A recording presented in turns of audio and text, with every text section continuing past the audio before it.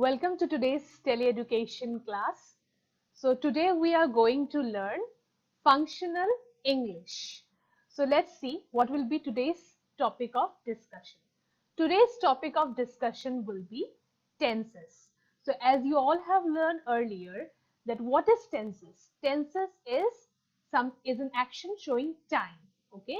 So as we have already learned in our previous classes that there are basically three types of tenses. The first one is present tense, the second one is past tense, and the third one is future tense. So today in our class, we are going to discuss about present tense. Now this present tense is divided into four parts. That is simple present tense, present continuous tense, present perfect tense, and present perfect continuous tense. So today's topic of discussion will be simple present tense, which is also known as simple present tense is also known as present indefinite tense. Okay. So dear students, what you can see on the screen, we can see on the screen a teacher. Let's see what she is saying on the screen. So we can see that she is writing something. Now look at the sentence carefully that she is writing. Okay. So what is she writing? She is writing, I teach English. So there will be certain sentences coming on the screen. So your point is that you have to look at the sentences carefully. Okay. So let's see now what the teacher is saying to the students. Have a look. What is she saying? She is saying, I teach English. Now, what is the teacher saying? What do I do? This is a sentence. The teacher is asking the students, what do I do? Now you look at the screen. The students, they are replying. Okay. Now we'll have a two reply from two different students. The first reply which came up from a student is, you teach English, madam. So this is one sentence. I'll repeat once again. You teach English, madam. And the second one is, see, have a look at the sentence. Kamala, madam, teaches English. Okay, so these are the two different kinds of sentences. Have a look at the sentences carefully in order to understand simple present tense. Okay. So another sentence is coming up on your screen. Have a look. I like to collect stamps and coins. Then you see, we can see on the screen the teacher. What is she is asking? She is asking, what does Karthik like to do? So as we have already seen in the screen, what does Karthik like to do? I like to collect stamps and coins. That was the answer, isn't it?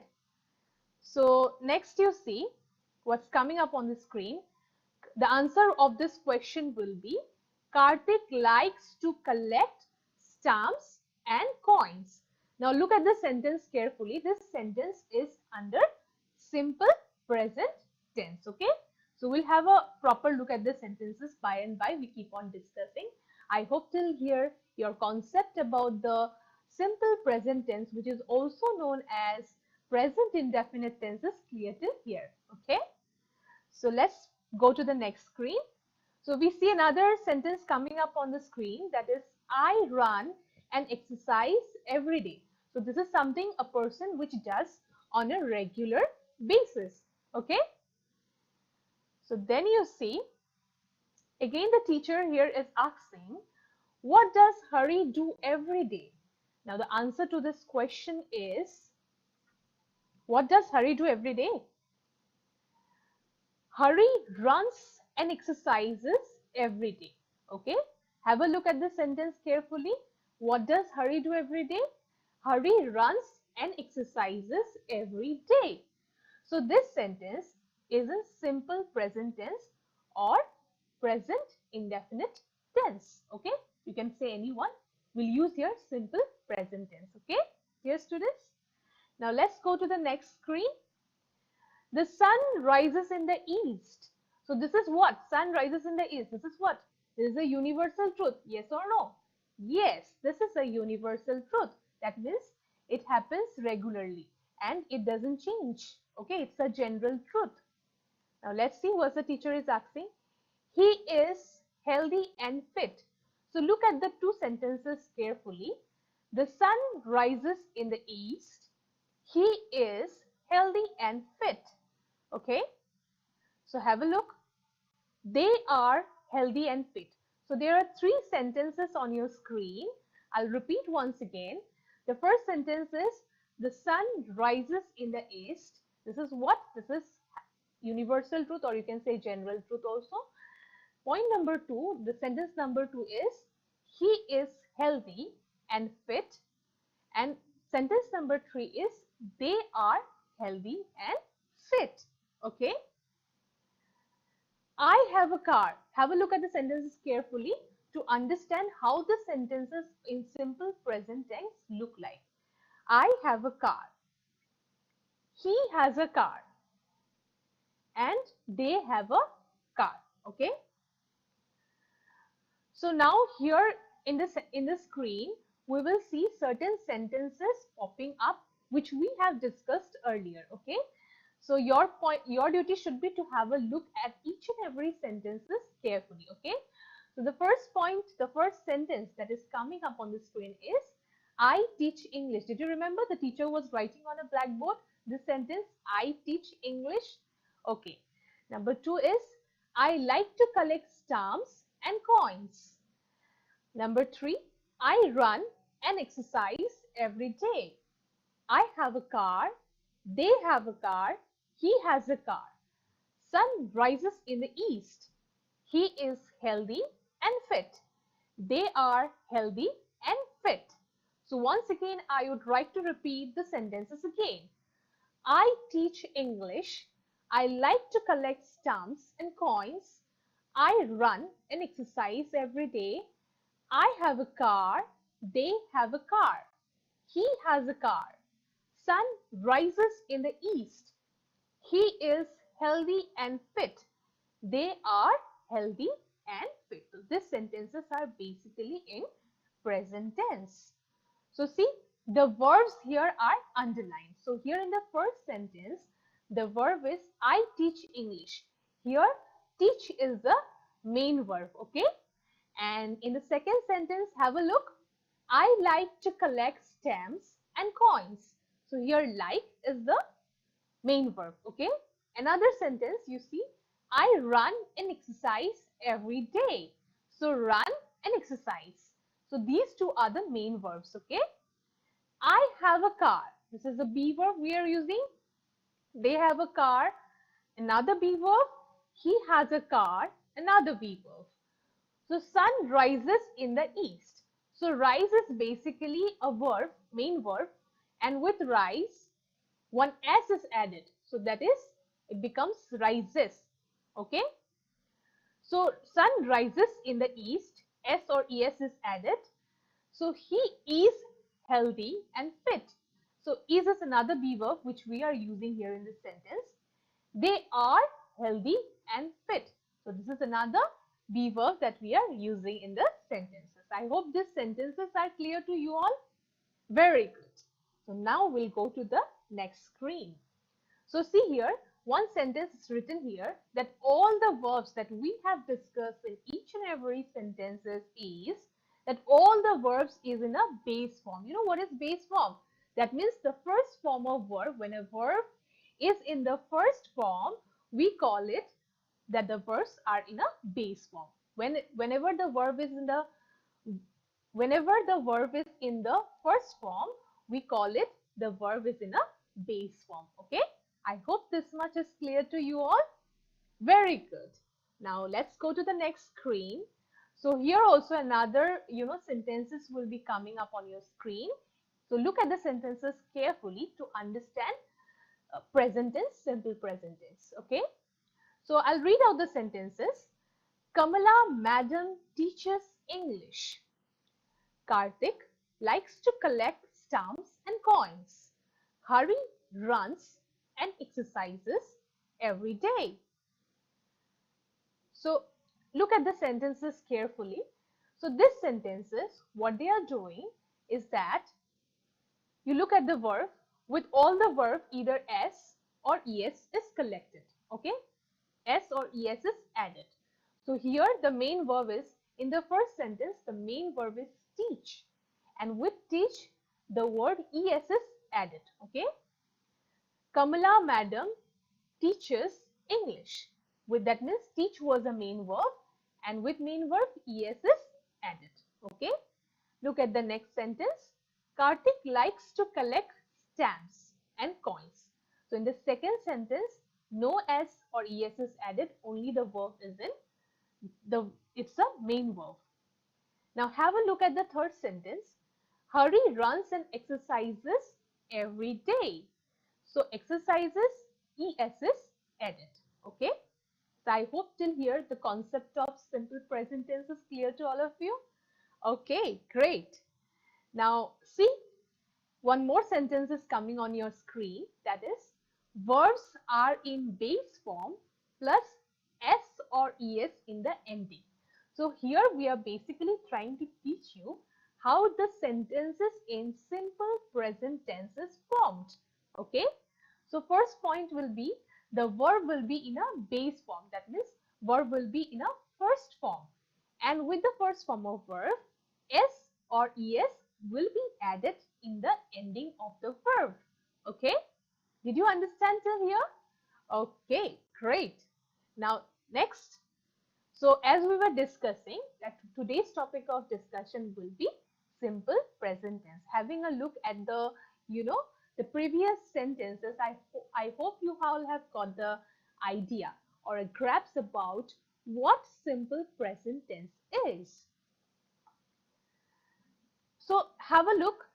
So the points to be noted is that in simple present tense, the verb is always in a first form, which we can also say that the verb is in a base form. Okay. Next you see base form means we call it V1. Okay. So in the sentence structure of simple present tense is subject plus V1, that means first form of verb plus s or es, that means with the verb at the end of a sentence there will be s or es, okay, or ies, then plus object. Okay, this will complete the entire sentence. So this is how you can just note it down. This is how the simple present tense sentences are formed. This is the sentence structure of simple present tense. Okay, so I'm just repeating once again to make you all give you all a clear idea about simple present tense. So the first point is the verb will be in a base form, and what will be the verb on a base form? That is, the verb will be V1. Okay, so first point is there will be subject plus V1, and with V1 there will be s or es or ies plus object. Okay, I hope this is clear to you all. Great. Now have a look in the next sentence. It is about simple present tense. So here some sentences will be coming up on the screen. So we'll have a look at the how simple present tense looks like, the sentence structure which I have taught you all earlier. So you will just look at the sentence structure and match the sentences, sentence structure and the sentence. You have to keep two things in mind. First is the sentence structure, and the second one is how, according to the sentence structure, the sentences are formed. Okay, is that clear to all of you? Great. So have a look at the first sentence that is coming up on the screen. That is, I teach English. So what does it indicate? So I teach English. An English teacher will be teaching English regularly, isn't it? So I teach English. This is a regular action. So one more thing important I would like to discuss with you all is that when to use simple present tense. I have taught you the sentence structure. Now I'll be teaching you the usage. That means when simple present tense sentences are used. Okay. So what does it indicate? Follow the indication very carefully. Okay, you might need it. So I teach English. What is I teach English? This sentence is a regular action. So simple present tense applies when anything that we do regularly. So what do you all do regularly? You brush your teeth regularly? Yes or no? So that is a regular action. So that is in simple present tense. So similarly, this sentence, I teach English, it's a regular action. Okay. Now another sentence coming up on your screen, and what does it indicate? I like to collect stamps and coins. So what does it indicate? It indicates a hobby. That means which you like to do on a leisure time, on a free time, we like to do, isn't it? So first sentence is I teach English. It's a regular action with something which we do regularly. Okay. And the second sentence is saying I like to collect stamps and coins. That's a hobby. Next you see I run and exercise every day. So what is it saying? It's saying it's a habit. Next you see I am healthy and fit. What does it indicate? It indicates characteristics. Next you see I have a car. Now what does it indicate? It indicates possession. Then the next sentence is the sun rises in the east. What does it indicate? It indicates universal truth. Next you see practice makes a man perfect. Okay. What does it indicate? It indicates proverb. Okay. So these are the following sentences that you have come. Okay. So have a look at the sentences. I would like to repeat the sentences again. In simple present tense, what does it indicate? It indicates the following things. What does simple present tense indicate? Okay. So whenever you are making a sentence, always keep in mind what does simple present tense particularly indicates. Okay. First point, it indicates a regular action. Then it indicates universal truth. And what does it indicate? It indicates, a proverb. It indicates a possession. These are the following things. These are the following things that indicates. Okay. So next you see, we have certain sentences on the screen. That is, I teach in school. I like to collect stamps. I run and exercise every day. I have a car. So here I is highlighted. So here I is the first person singular number. So in tenses, when we teach tenses, I hope you all know what is first person. First person is, that means here I am speaking to you all. That means I is the first person. You all are listening. Okay. You all are listening, right? So you will be the second person and they are doing some sort of activities. They will be the third person. This will be the third person. So have a look. I teach in school. I like to collect stamps. I run and exercise every day. I have a car. That is first person singular number. Okay. So have a look in the screen. So here also you see the teach, like, run, exercise, have. These all are in base form. Okay. Now another sentences, those are coming up on the screen. That is, Kamala madam teaches English. Karthik likes to collect stamps and coins. Stamps and coins. Hari runs and exercises every day. So you see here, Kamala madam, Karthik, Hari. What are all these? These are subjects. Okay. So these are actually told as along with subject. These are what? These are third person singular. Okay. So look at the verbs along with the main verb, that is when the verb is in B1 form, that is in a base form, with the verb S or ES is attached. So you can see teach becomes teaches, likes becomes likes, run becomes runs, exercise becomes exercises. Okay. I hope till here it's clear. So have a look at the sentence structure. Verb in base plus S or ES in the ending. So I hope you could relate what I am trying to tell you all. There will be subject plus verb will be in the first form or in the base form. Then with the main verb, there will be S or ES in the ending. And then plus object. Okay, object is sometimes mandatory and sometimes not. You cannot use sometimes. Okay.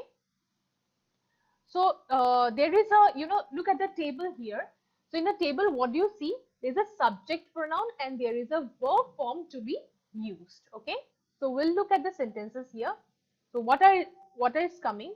I, we, you, they. So what are these? These are the verbs which is in the first form. Okay. Next you see he, she, it. What is this? Verb V1 plus S plus ES plus IES. Now I'll tell you one thing. When the subject pronoun, that is I, we, you, they.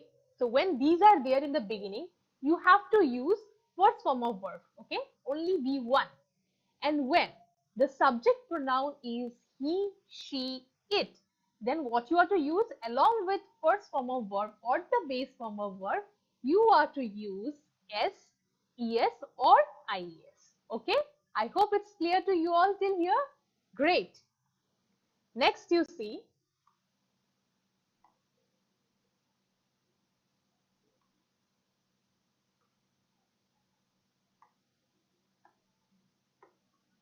so there are certain filling the blanks with the correct form of verbs.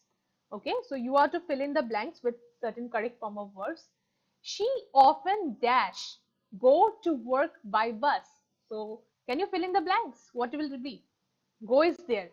So what it will be? Along with go, it will be es. Since she is there, we'll use with the verb es, s or es. Okay. So here since this go is given in the bracket, so it will become goes. Next you see another example, another exercise is coming up, that is I dash work at the bank. Okay. So what it will be? It's given I. So I will not change since it's first person singular number, it will not change. So work will remain work. Another exercise is coming up. You can see she dash live with her, she dash live with her parents. So she is third person singular number. So it will become with leave, S will be included. So it will become leaves. Okay. I hope you understood till here. Okay. Another exercise is coming up. Cow dash feet on grass. So what it will be? Cow feeds on grass. Okay. See, cow feeds on grass. So I hope with the exercise you are getting much more clear grasp of the simple present tense. Okay, I hope you have understood till here. Let's see what's coming up next. He dash earn a handsome salary. So he is what? Third person singular number. So you have to use along with earn, you have to use what? Yes, you have to use S. Okay. So you see here, he earns a handsome salary. Okay.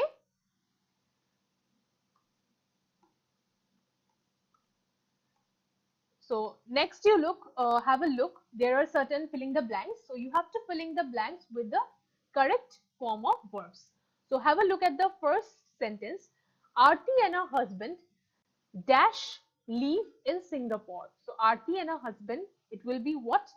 What will be the answer? The answer will be live in Singapore. Rohan and Sania dash. Rohan and Sania like to play card games. Okay. Next you see London dash be in England. Okay. So London is there as a subject, so it will be is. Be verb will be using, it will be is. Then the next exercise coming up on the screen is he dash have a big apartment. So its have is there in the bracket. Then what will be the answer? He is there. Third person singular number. So it will become has.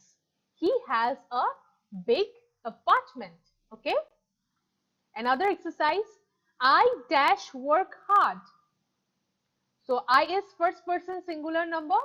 So what will you be using? Verb will not change. Neither S, neither ES will be added since the sentence subject is in first person singular number. So only work will remain work. Okay. Another exercise. I dash go to the city once a week. So I is again first person singular number, no s, no es. Okay, remember one thing, first person singular number, verb will be always in first form or in base form, no s or es. Okay, so go, I go to the city once a week. There will be no changes. I go to the city once a week. I hope this much is clear to all of you. Very good.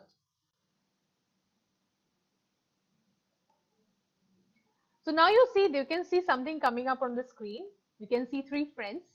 So do you water the plants every day? She's asking a question to her friend. I water the plants every day. So have a look at the sentences carefully. I water the plants every day. I do not water the plants every day. So one was asking, do you water the plants every day? Then one person said that I water the plants every day. Another one is saying that I do not water the plants every day.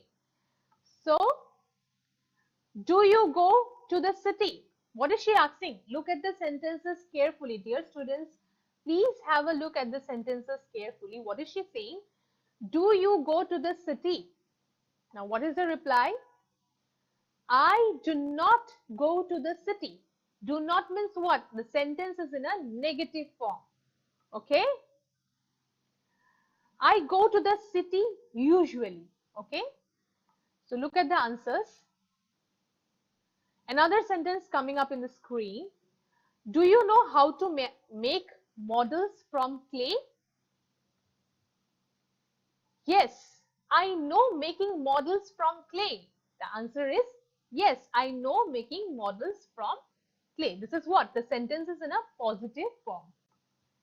Next you see another sentence. I don't know how to make models from clay. Okay. So now we have the sentences, we have questions on one side and we'll be having the answers on the other side. Okay. So first let us have a look at the questions. What are the questions? Do you water the plants every day? Do you go to the city usually? Do you know how to make models from clay? Next, these all are sentences are there in question mark. That means these all are interrogative sentences. Okay. Now these all are in question form. Look at the sentences carefully. These sentences are what? These are in a question form. Now look at the answers of these questions.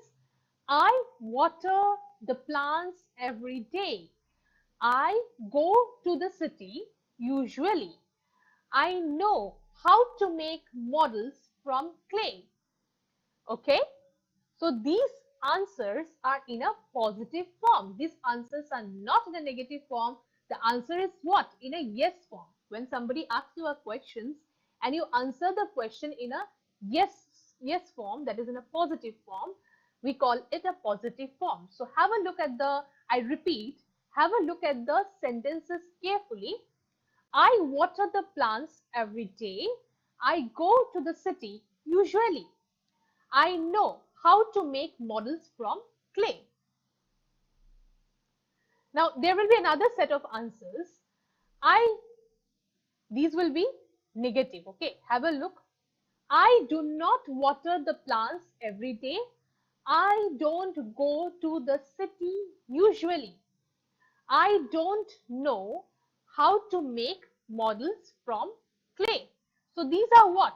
These are the sentences which are answered in a negative form. So why we call it negative form? Because there it is do not, don't, these kinds of words are used. Okay, these kinds of words are used. So are in a negative form. Okay. So have a look at the sentence structure. The sentence structure below given here is do oblique does. That means the question format is in a do or does form. Okay. Plus subject is added plus first form of verb is added. Now in the answer you see when you answer the question in the positive form, then there will be subject plus the verb will be in a base form or we call it V1. Okay. So as you have already seen, the sentences are already in a positive form. That is, I water the plants every day. I go to the city usually. I know how to make models from clay.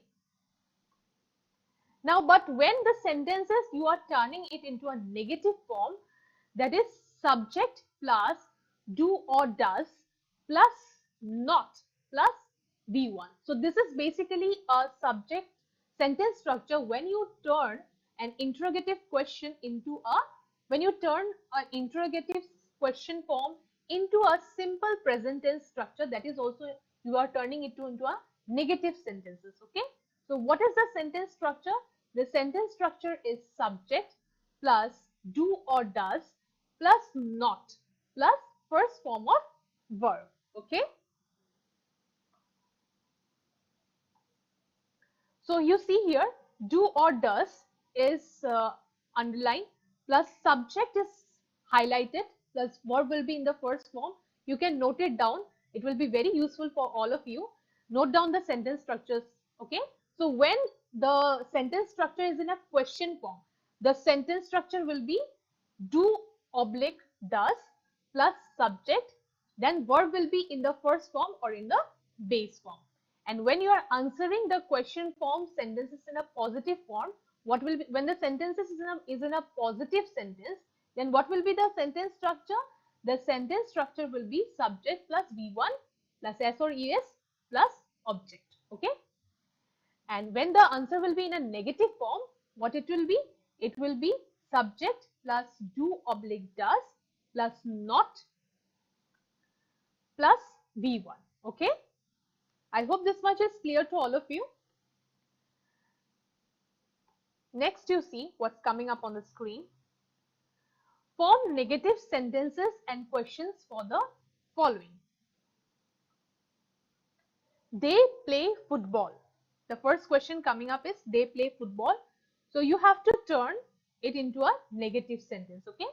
Form negative sentences and questions for the following. So this sentence is in a positive form. They play football. This is in a positive form. You have to turn this sentence into a negative sentence, as well as you have to turn this sentence into a question format. That means into an interrogative sentence. Okay. So let's see.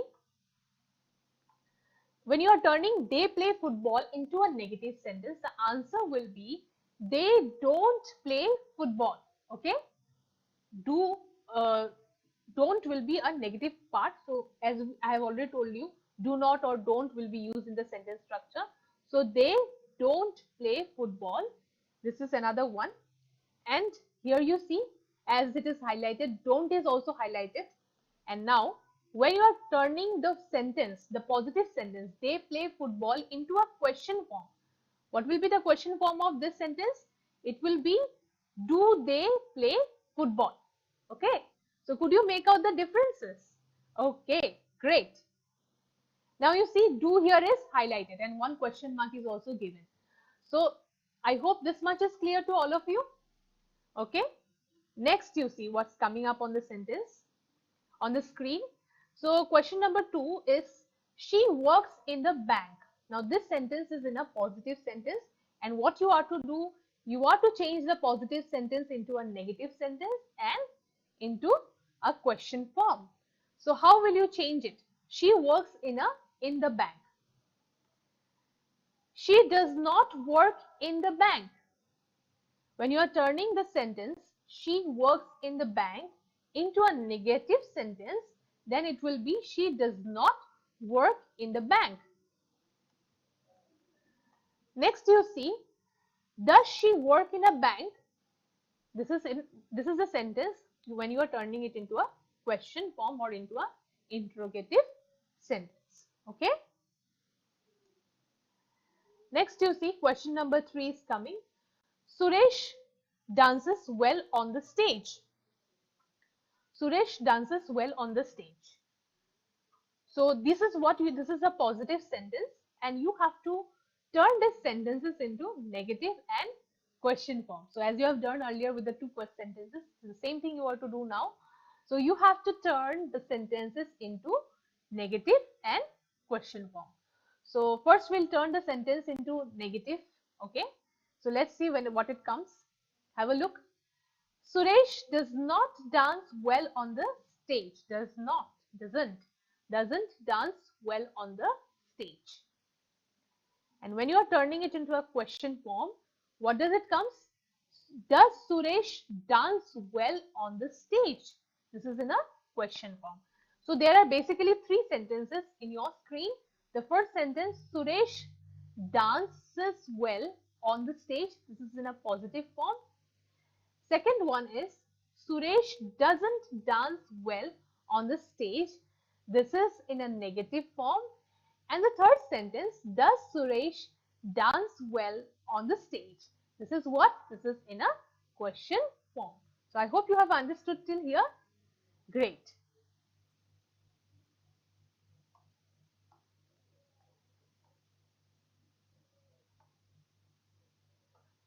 So now we'll come to the now we'll discuss the summary, what we have discussed in our entire discussion. So today we have spoken about simple present tense, sentence structure, positive sentences, negative sentences, question form. These are the things which we have discussed and various examples related to this. Okay, so have a look. What is simple present tense? It is used to express regular action. So remember, I have told you about what simple present tense indicates. Yes. So simple present tense, it expresses regular actions. That means something that we do regularly. Hobbies. That means suppose if you like to play music or if you like to play, football. So this is something which comes under hobbies. It expresses hobbies. Then habits. Habits, that means something some action when we do on a regular basis. Okay. Then characteristics. Possession, something that is yours. Okay. Let's say suppose the pen is yours. Okay. That is a possession. Universal truth. I discussed the sentence. Did you remember? The sun rises in the east. That's the universal truth. This kind of sentences usually comes under universal truth. And also it discusses about the proverbs. Practice makes a man perfect. You remember the sentence? These sentences I have already discussed. So simple present tense usually is used to express regular actions, hobbies, characteristics, possession, universal truths, proverbs, etc. Okay. So I teach English, regular action. Then I like to collect stamps and coins. This is a hobby. Then I run and exercise every day. This is a habit. Okay. Then I am healthy and fit. This is what? A characteristic. Now I have a car. This is what? This is a possession. The sun rises in the east. As I told you, it's come under universal truth, or you can also say general truth. Now there is a table. Look at the following table. I run and exercise every day. This is a sentence. Here I is in the first person singular number and the verb is in the base form. That means run and exercise is in the base form, that is V1 form. Okay. No S or no ES is added. Okay. So that is when there is I, that means first person singular number is there. Then in the verb there will be no changes, no S or no ES will be added. The verb will remain the same. Okay. It will remain in the V1 or in the base form. Okay. Next you see another example. Hari runs and exercises every day. Now Hari is in the third person singular number. Okay. So third person singular number, here verb is in base form, but you have to add S or ES at the end of the sentence. So have a look. Hari runs and exercises every day. So with runs, run is a V1 form and at the end S is added, and with exercise, what it is added? It is added exercises. That means S and ES is added. That means in verb is in the base form and at the end S or ES is added. Okay. So positive and negative sentences. I water the plants every day. Negative sentence, I do not water the plants every day. Do you water the plants every day? So these are the three things which we have already discussed: positive, negative and question form sentences. Then they play football. Another example, they play football. They don't play football. Do they play football? So these are the three things which we have already discussed with examples. Another sentence coming up, I can make models from clay. I cannot make models from clay. This is a negative sentence. And in question form, what do you do? Can you make models from clay? This is a 3. This is in a question form. Okay. So I hope whatever we have discussed in today's class is clear to all of you. So I hope you have enjoyed today's class. Thank you.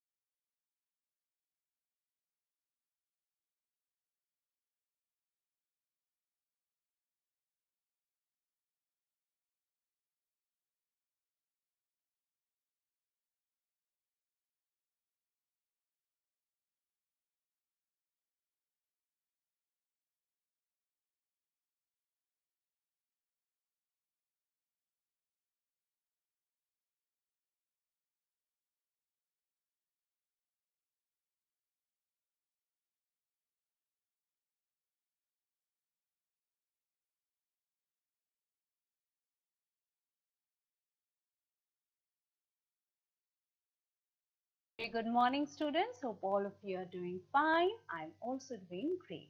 Welcome to English class. Well, you all must be aware we will do a revision on a topic. Now you must be wondering which topic are we revising on? Well, for that you need to be attentive. You and I shall learn together. Let's begin today's session. What do we see? Well, we see a couple packing their bags. I'm sure they must be planning for a vacation. Yes, now we see the lady railway station. Okay, we see Bangalore to Ooty. Now she has a camera. She's holding a camera on her hands. Now she's speaking to somebody on a phone. Okay, now what do we see? It is raining. Okay, let's see. Hi everybody, my name is Priti. Let me tell you about my trip last summer. So, what did we see? We see a lady named Priti. She is about to tell us about her wonderful trip she took last summer. Right? Okay, let's see what she has to tell us. Last year, I went to Ooty for a vacation by train. Okay, that means she was waiting for her train to Ooty. While I was traveling, I took many photographs. We all do that, don't we? I saw many bridges while train was moving. Okay. My dad called me at 7 p.m. At that time, I was having my dinner. All right. Now, what do we see? We see it is raining. I reached the destination at 11 p.m. It was raining when I got down there. While she was sitting waiting at the railway station, it was raining. While the train was moving fast, I took photographs. Right? While I was traveling, I saw many bridges. Was moving, was traveling. At that time, I was having my dinner. Now you read carefully. It was raining when I got down there. Now do you notice? Was having, was raining. Now these letters are highlighted. Why are these letters highlighted? Yes, very good. Because we are speaking about an action that happened in the past. Let's see once again. While the train was moving fast, I took many photographs. Okay, was moving. While I was traveling, I saw many bridges. At that time, I was having my dinner. Again, it was raining when I got down there. So in all these sentences, which is the most common verb that we are using here? Yes, we are using the past form of the verb be. What is the past form of the verb to be? It is was, isn't it? Okay. Was moving, was traveling, was having, was raining, right? So, what are these? These are actions. What does these actions denote? These actions denote about something which is progressing. Now, what do you mean by the word progressing? The word progressing means something which is moving or upward or something which is continuously, some action is taking place, right?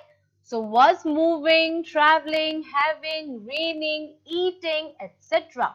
All these actions, what does it do? What does it tell us? It represents actions progressing. Actions progressing at a particular point of time in the past. Okay. Now, see, notice this carefully. When do we use the past form of the word be? We use the past form of the verb be when we need to talk about something that have happened in the past. Now, because in this situation, what are we doing? We are speaking about the past, some action that have taken place some time ago in the past. That is why the first thing that we use here is the verb was, right? Again, moving, traveling, having, raining. Now, what are these verbs? These are action verbs, right? Now, when we use or include the ing here along with the verb, what does we denote? Move plus ing. When does we include ing along with the action verb? I'm sure you all remember. Yes, that's right. We use or include the ing along with the verb when we need to denote about an action that is happening at the present time. Some action that is progressing, right? And that is why here, what are these verbs doing? They are explaining to us about an actions progressing at a particular point of time in the past. Actions progressing. Why? Because here we have used ing along with these action verbs. Particular point in the past. How do we know we are speaking here about the past? Because here we are using the past form of the verb be, to be, that is was. Alright. Now see, was plus where, was or where, plus the main verb, the first verb, plus ing. Right? In this particular example, was is the past form of the verb be, plus the main verb, be verb, which is the main verb or the action verb here, move, right? And plus, what do we include here? We include ing. So, was moving. Why did we use ing? Because we need to tell about an action progressing at a particular point of time in the past. And these type of actions are called past continuous tense. What do you mean by past continuous tense? Any action progressing at a particular point of time in the past. It is called past continuous tense. Now, this past continuous tense can be used in two kind of situations. Situation 1 and situation 2. Let's see them one by one. So, past continuous tense can be used in two different kind of situations. First situation, when we talk about an action continuing at a particular point of time in the past. For example, at 5 p.m. yesterday, we were playing cricket. What were the boys doing yesterday? At 5 p.m. yesterday, the boys were playing cricket. Now, in this sentence, what are we doing? We are talking about an action that took place in the past. How do we know that we are speaking about past here? Because we have used the word yesterday. Yesterday, when do we use yesterday? When we talk about an action in the past, a day before, right?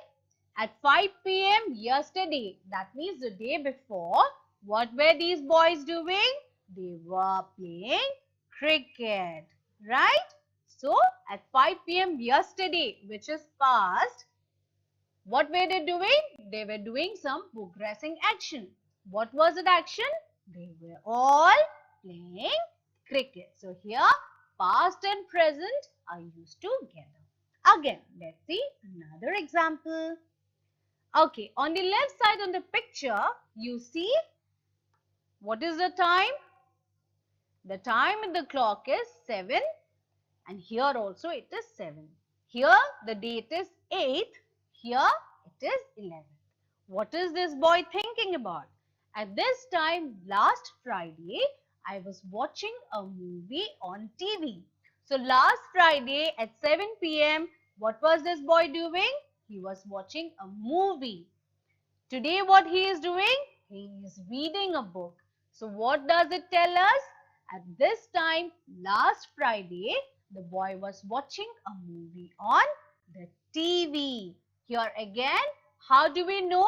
We are talking about the past because we have used the word last Friday.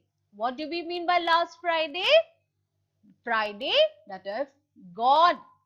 Last week Friday, I was watching a movie on TV at 7 p.m. Right? So today, sitting in the present day, he is thinking about what he did last Friday. Right? So this is again a past continuous tense. Right? Okay. Now, let's see another example. What do we see in the picture? A policeman have arrived. There's an accident that have occurred. An accident happened yesterday and the police came there. At that time, the drivers were arguing with each other. So what do we mean by this sentence? That when the policemen arrived at the scenario, what were the drivers doing? They were arguing with each other. When did the drivers argue with each other? The drivers were arguing with each other when the policemen arrived. But again, tell me now, how do we know this is an action that have happened in the past? Very good. Yes, because an accident happened yesterday. We have used the word yesterday. That denotes that this accident have happened not today but yesterday. Okay, and as soon as the policemen arrived in the scenario, what did the drivers do? The drivers were arguing with each other. So again, this is a scenario we have used a past continuous tense. At that time, past, okay, the drivers were arguing. It is a progressing action, right? Again, actions progressing at a particular point of time, but when in the past. Actions progressing at a particular point of time in the past. This is past continuous tense. Okay? Now, were playing, was watching, were arguing. Now, if you see, what are we using here? We have used three verbs: play, watch and argue. All these are what? These are action verbs, right? So, how do we write a past continuous tense? How do we frame a sentence in a past continuous tense? It is very easy. First of all, we use the verb was or were whenever required. Then the second thing here is the verb here. In this case, which are the verbs here? Play, watch and argue. These are the verbs. And the last thing to be included here is ing, right?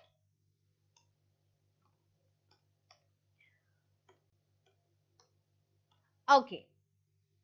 Now, be forms usage. Now, you all must be wondering, sometimes this is confusing, right? Whether when I speak about myself, I should use was or I should use am. So, let's revise once again. Now, in case of any singular subject, there are two situations. Sometimes we use was, sometimes we use am. When? Let's do that one by one. I. When we talk about ourselves, we use the verb form am. I am eating. I am sleeping. All right? This is in the case of present tense. When we are denoting an action happening in the present time. Similarly, when we need to speak about or talk about an action that we have done in the past, in case of past tense, when we talk about myself or ourselves, we use the verb was. I am sleeping, present tense. I was sleeping, past tense. Similarly, he is playing, present tense.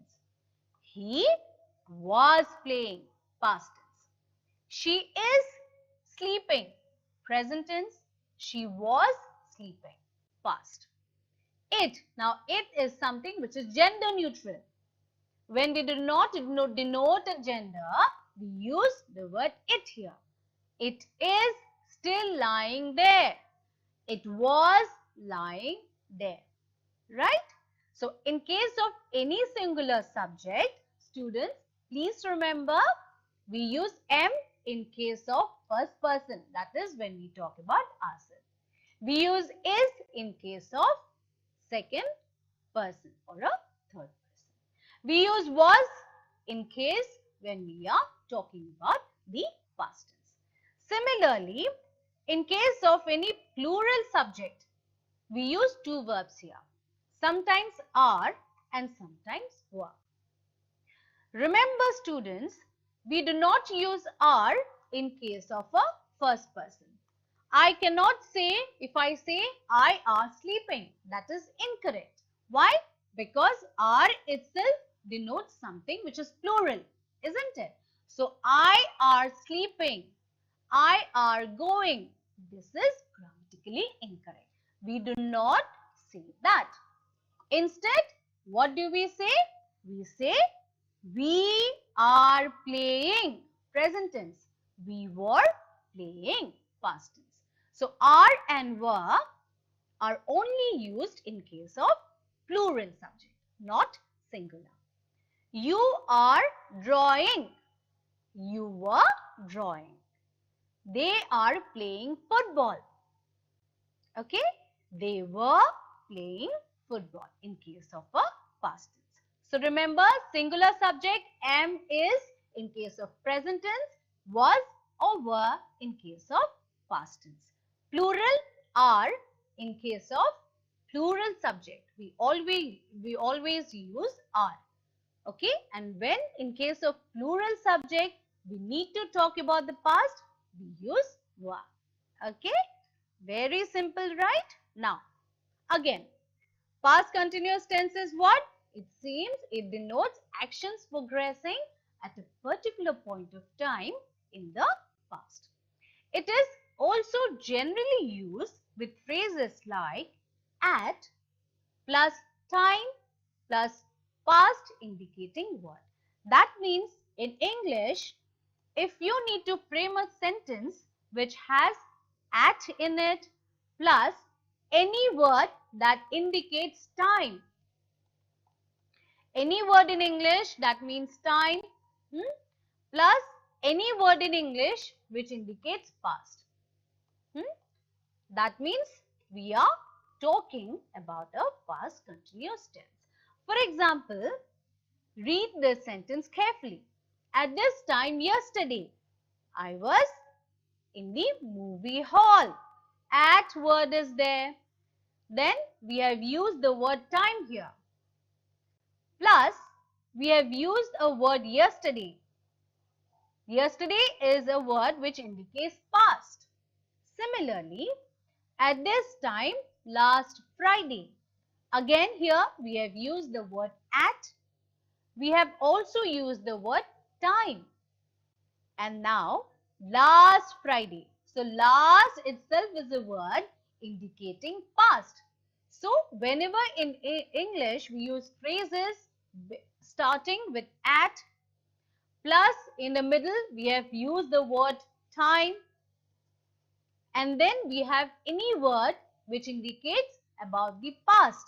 That means it's itself the particular phrase is a phrase about past continuous tense.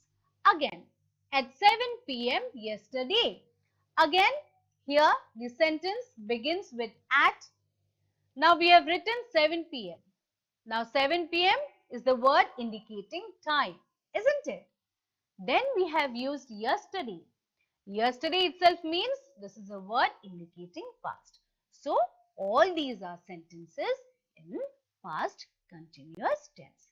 At that time, at this time, the previous year, etc. Alright? Again, that was a first situation.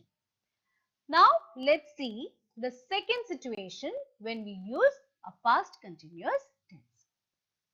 When two actions take place simultaneously in the past. You must be wondering what is the meaning of the word simultaneously. Simultaneously, that's how you pronounce it. It means at the same time.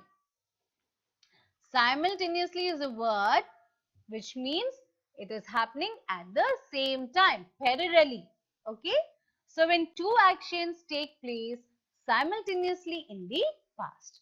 In the past, two actions are taking place in the same time, at the same time.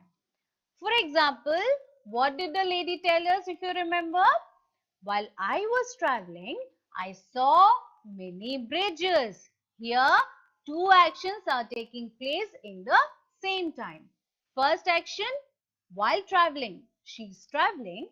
Along with it, she's also observing many bridges. I was traveling and at the same time, what did I see? I saw many bridges. So here two actions are taking place at the same time but in the past. Okay, this is also how or where we use a past continuous tense. While I was traveling, I saw many bridges. Was traveling and saw. Was traveling is the first action. At the same time, I saw many bridges. So that is the second action that have happened. Both in the same time in the past. Okay. What are the two actions taking place here? Travel and observing, that is seeing, saw. Here in this sentence, we have used two verbs. What are the two verbs? Travel and saw. Along with two verbs, here also what is happening? Two actions are taking place simultaneously. What is the first action? She was traveling. What is the second action happening? Seeing many bridges. So, two actions needs two verbs. First action travel, second action saw. Two verbs travel and saw, two actions traveling and seeing many bridges. Now, when did the two actions take place? In the past. At the same time or one after the other? Guess? Yes, very good. The two actions have taken place at the same time. This means simultaneously. Simultaneously means two actions taking place at the same time. Let's see some other examples. Now, which tense should I use here? When two actions take place simultaneously, that is at the same time in the past. Which is the tense here? Very good. The tense here is a past continuous tense. Okay. Now, in certain situations like this, there will be two things going on. What are those two things? Two actions. Long action and a short action. Long action means action which takes a longer time. And short action means action which takes a short time. Long action denotes a past continuous tense where we use the verb was or were along with the main verb and ing. In case of short action, we use a simple past tense, that is the second verb. Let's see in this particular sentence. While I was traveling, I saw many bridges. What is happening here? Two actions are taking place at the same time. What are those two actions? Was traveling and simultaneously seeing many bridges. right? Two verbs are used here, travel and saw. Two actions, traveling and seeing many bridges. Now, long action and short action. Which will be the long action here? While I was traveling. Now, traveling, she would still be traveling. Is it necessary that there will be bridges in the entire journey? No, right? Only in the middle of the journey, somewhere she will be seeing some bridges. But traveling is the long action. She would still be traveling. Traveling will still go on, isn't it? That will take a longer time. So that is the long action here, right? So that means here this is a past continuous tense. Now again, can you remember? Can you tell me why do we say this is a past continuous tense? Yes, because we have used the verb was along with the main verb travel plus ing. And because both these actions are taking place at the same time, this is a past continuous tense. Now, which is the second action here? The second action here is seeing many bridges. And remember students, when you frame sentences like this, the second action, that is the short action, will always be a simple past tense. What is a simple past tense? I was eating, I was traveling, I was sleeping. Short and sweet, simple past tense. Denotes an action that have taken place in the past. This is a simple past tense. I saw many bridges. That is a short action. She saw and then she again traveled. So that action is for a short duration of time, right? This is how we frame a sentence in a past continuous tense. Let's see another example. It was raining when I got down there. It was raining. Again, a long action. When it was raining, when was it raining? When the lady got down there whilst she was waiting at the railway station. Long action. It was raining. It's a longer action. It will still be raining. Right? So that is again a past continuous tense. Was plus which is the verb here? Rain. And then we have used ing. Short action when I got down there. She got down there. She arrived at a railway station and she said her action is done. And again short action. This is in a simple past tense. Right? Very good. Okay. Let's see another example. While I was going to market yesterday, I met my old friend. So while I was going to the market yesterday, what was I doing? I was doing a long action. I was going to the market yesterday. I was walking. I continued my action there. Two actions took place. First action was a long action. What was the action? I was going to the market. The second action, what happened? I suddenly met my old friend. That was for a short time. I met my old friend, I spoke with her and then she left. And I continued my shopping, right? So this is again a sentence denoting a past continuous tense. Was plus going plus a short action which is a simple past tense. Which is the simple past tense here?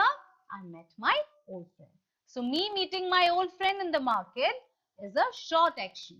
Me going to the market is a long action. Both these actions are taking place at the same time. Now let's do a small exercise. Fill in the blanks using the suitable forms of verbs given in the brackets. While they dash with each other, the pull is dash. Now you have two verbs here in the bracket. The first is fight and the second is arrive. Now remember, this sentence needs to be framed in the past continuous tense. And when we frame a sentence in the past continuous tense, what do we use? We use was or were. Now here we are talking about plural, isn't it? When we talk about plural, which is the verb we use? Very good. We use were here.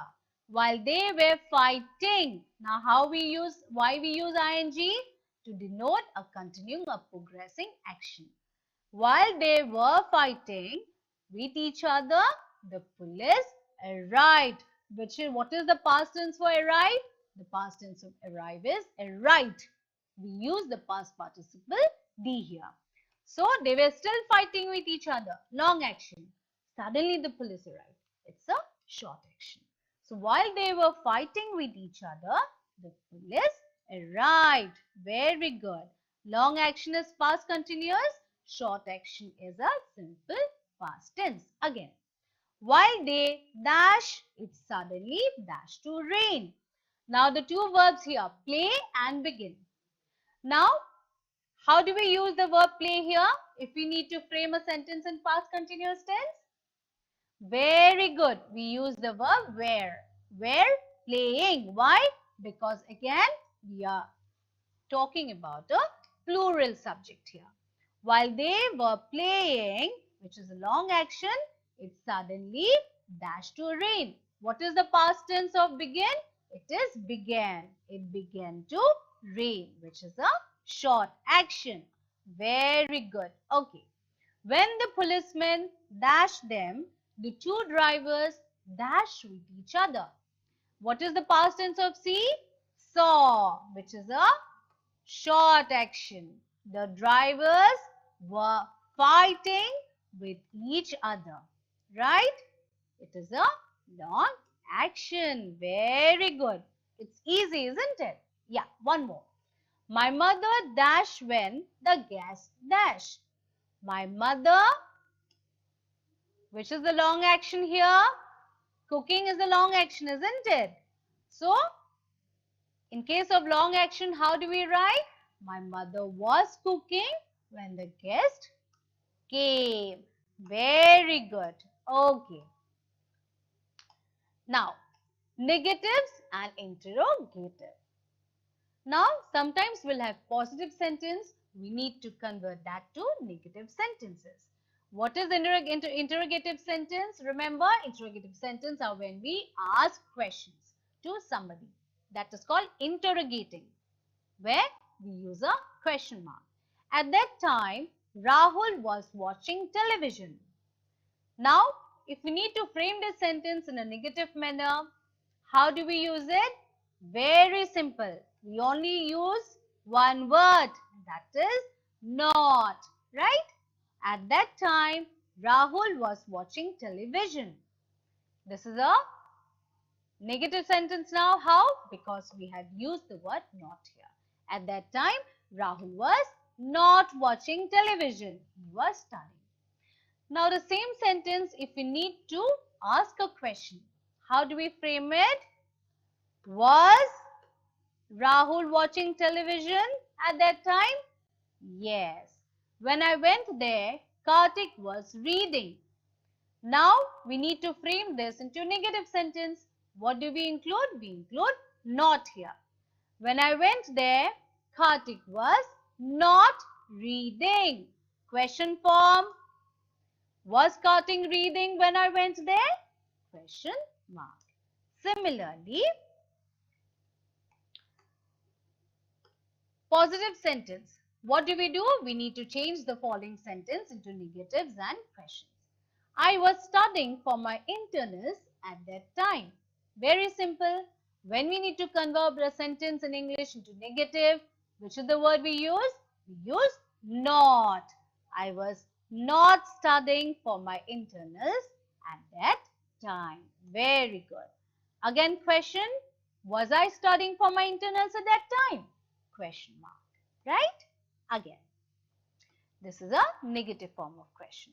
Was I not studying for my internals at that time? Was I studying?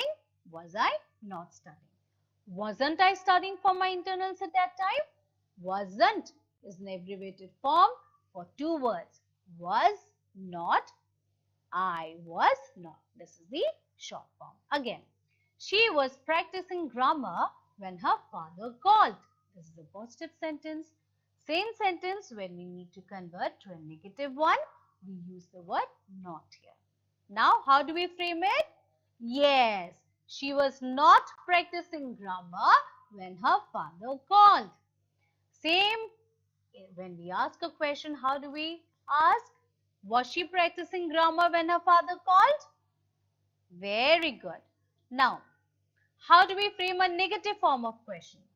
Was she not practicing grammar when her father called? Or another way of framing is, wasn't she practicing grammar when her father called? Wasn't is a short form for two words. Was and not. Right? Easy. Very good. Another one. They were playing cricket at that time. Negative. They were not playing cricket at that time. Question. Were they playing cricket at that time? Question mark. Again, negative form of question. Were they not playing cricket at that time? Again, weren't they playing cricket at that time? It's a short form, right? Simple? Okay. Now let's fill in the gaps. Affirmative, negative and interrogative. Here three columns. Affirmative means positive, then negative, then a question, that is interrogative. I was sleeping. Negative will be I was not sleeping. Interrogative, was I sleeping? Question mark. Very good. Now the sentence here is we were not coming. What will be the affirmative here? We were coming. Were we coming? Now you have the question. Was she calling? Positive, she was calling. Negative, she was not calling. Negative, she was not eating. Positive is simple. We need to remove the word not here. She was eating. Interrogative, was she eating? Question mark. Again, was he playing? Question. Negative is he was playing is positive. Negative is he was not playing. They were not contesting. They were contesting. Were they contesting? Question. Mohan was writing. Negative is very simple. Mohan was not writing. Interrogative. Was Mohan writing? Question mark. Right?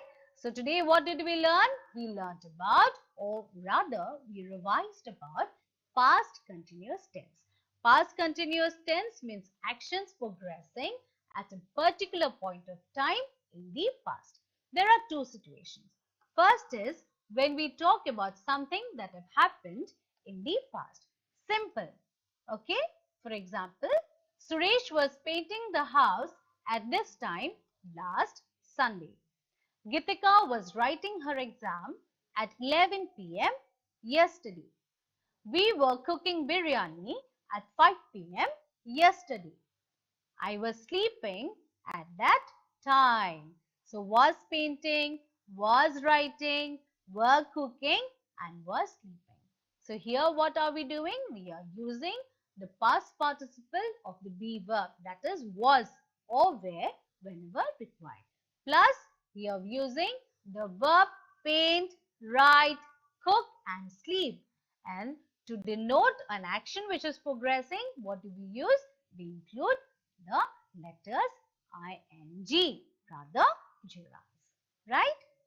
The second situation is when we talk about two actions taking place at the same time in the past, that is simultaneously. Short action and long action, both taking place at the same time. Long action will be a past continuous tense. How do we frame that? By using was or were plus the main verb plus ing. And short action will always be written in a simple past tense, right? But both action takes place at the same time in the past, right? For example, while I was traveling, I saw many bridges. It was raining when I got down there. That's all for today's session. I hope all of you have refreshed your memories. We'll meet soon with another topic. Till then, stay happy, stay safe, stay healthy. Thank you and have a good day.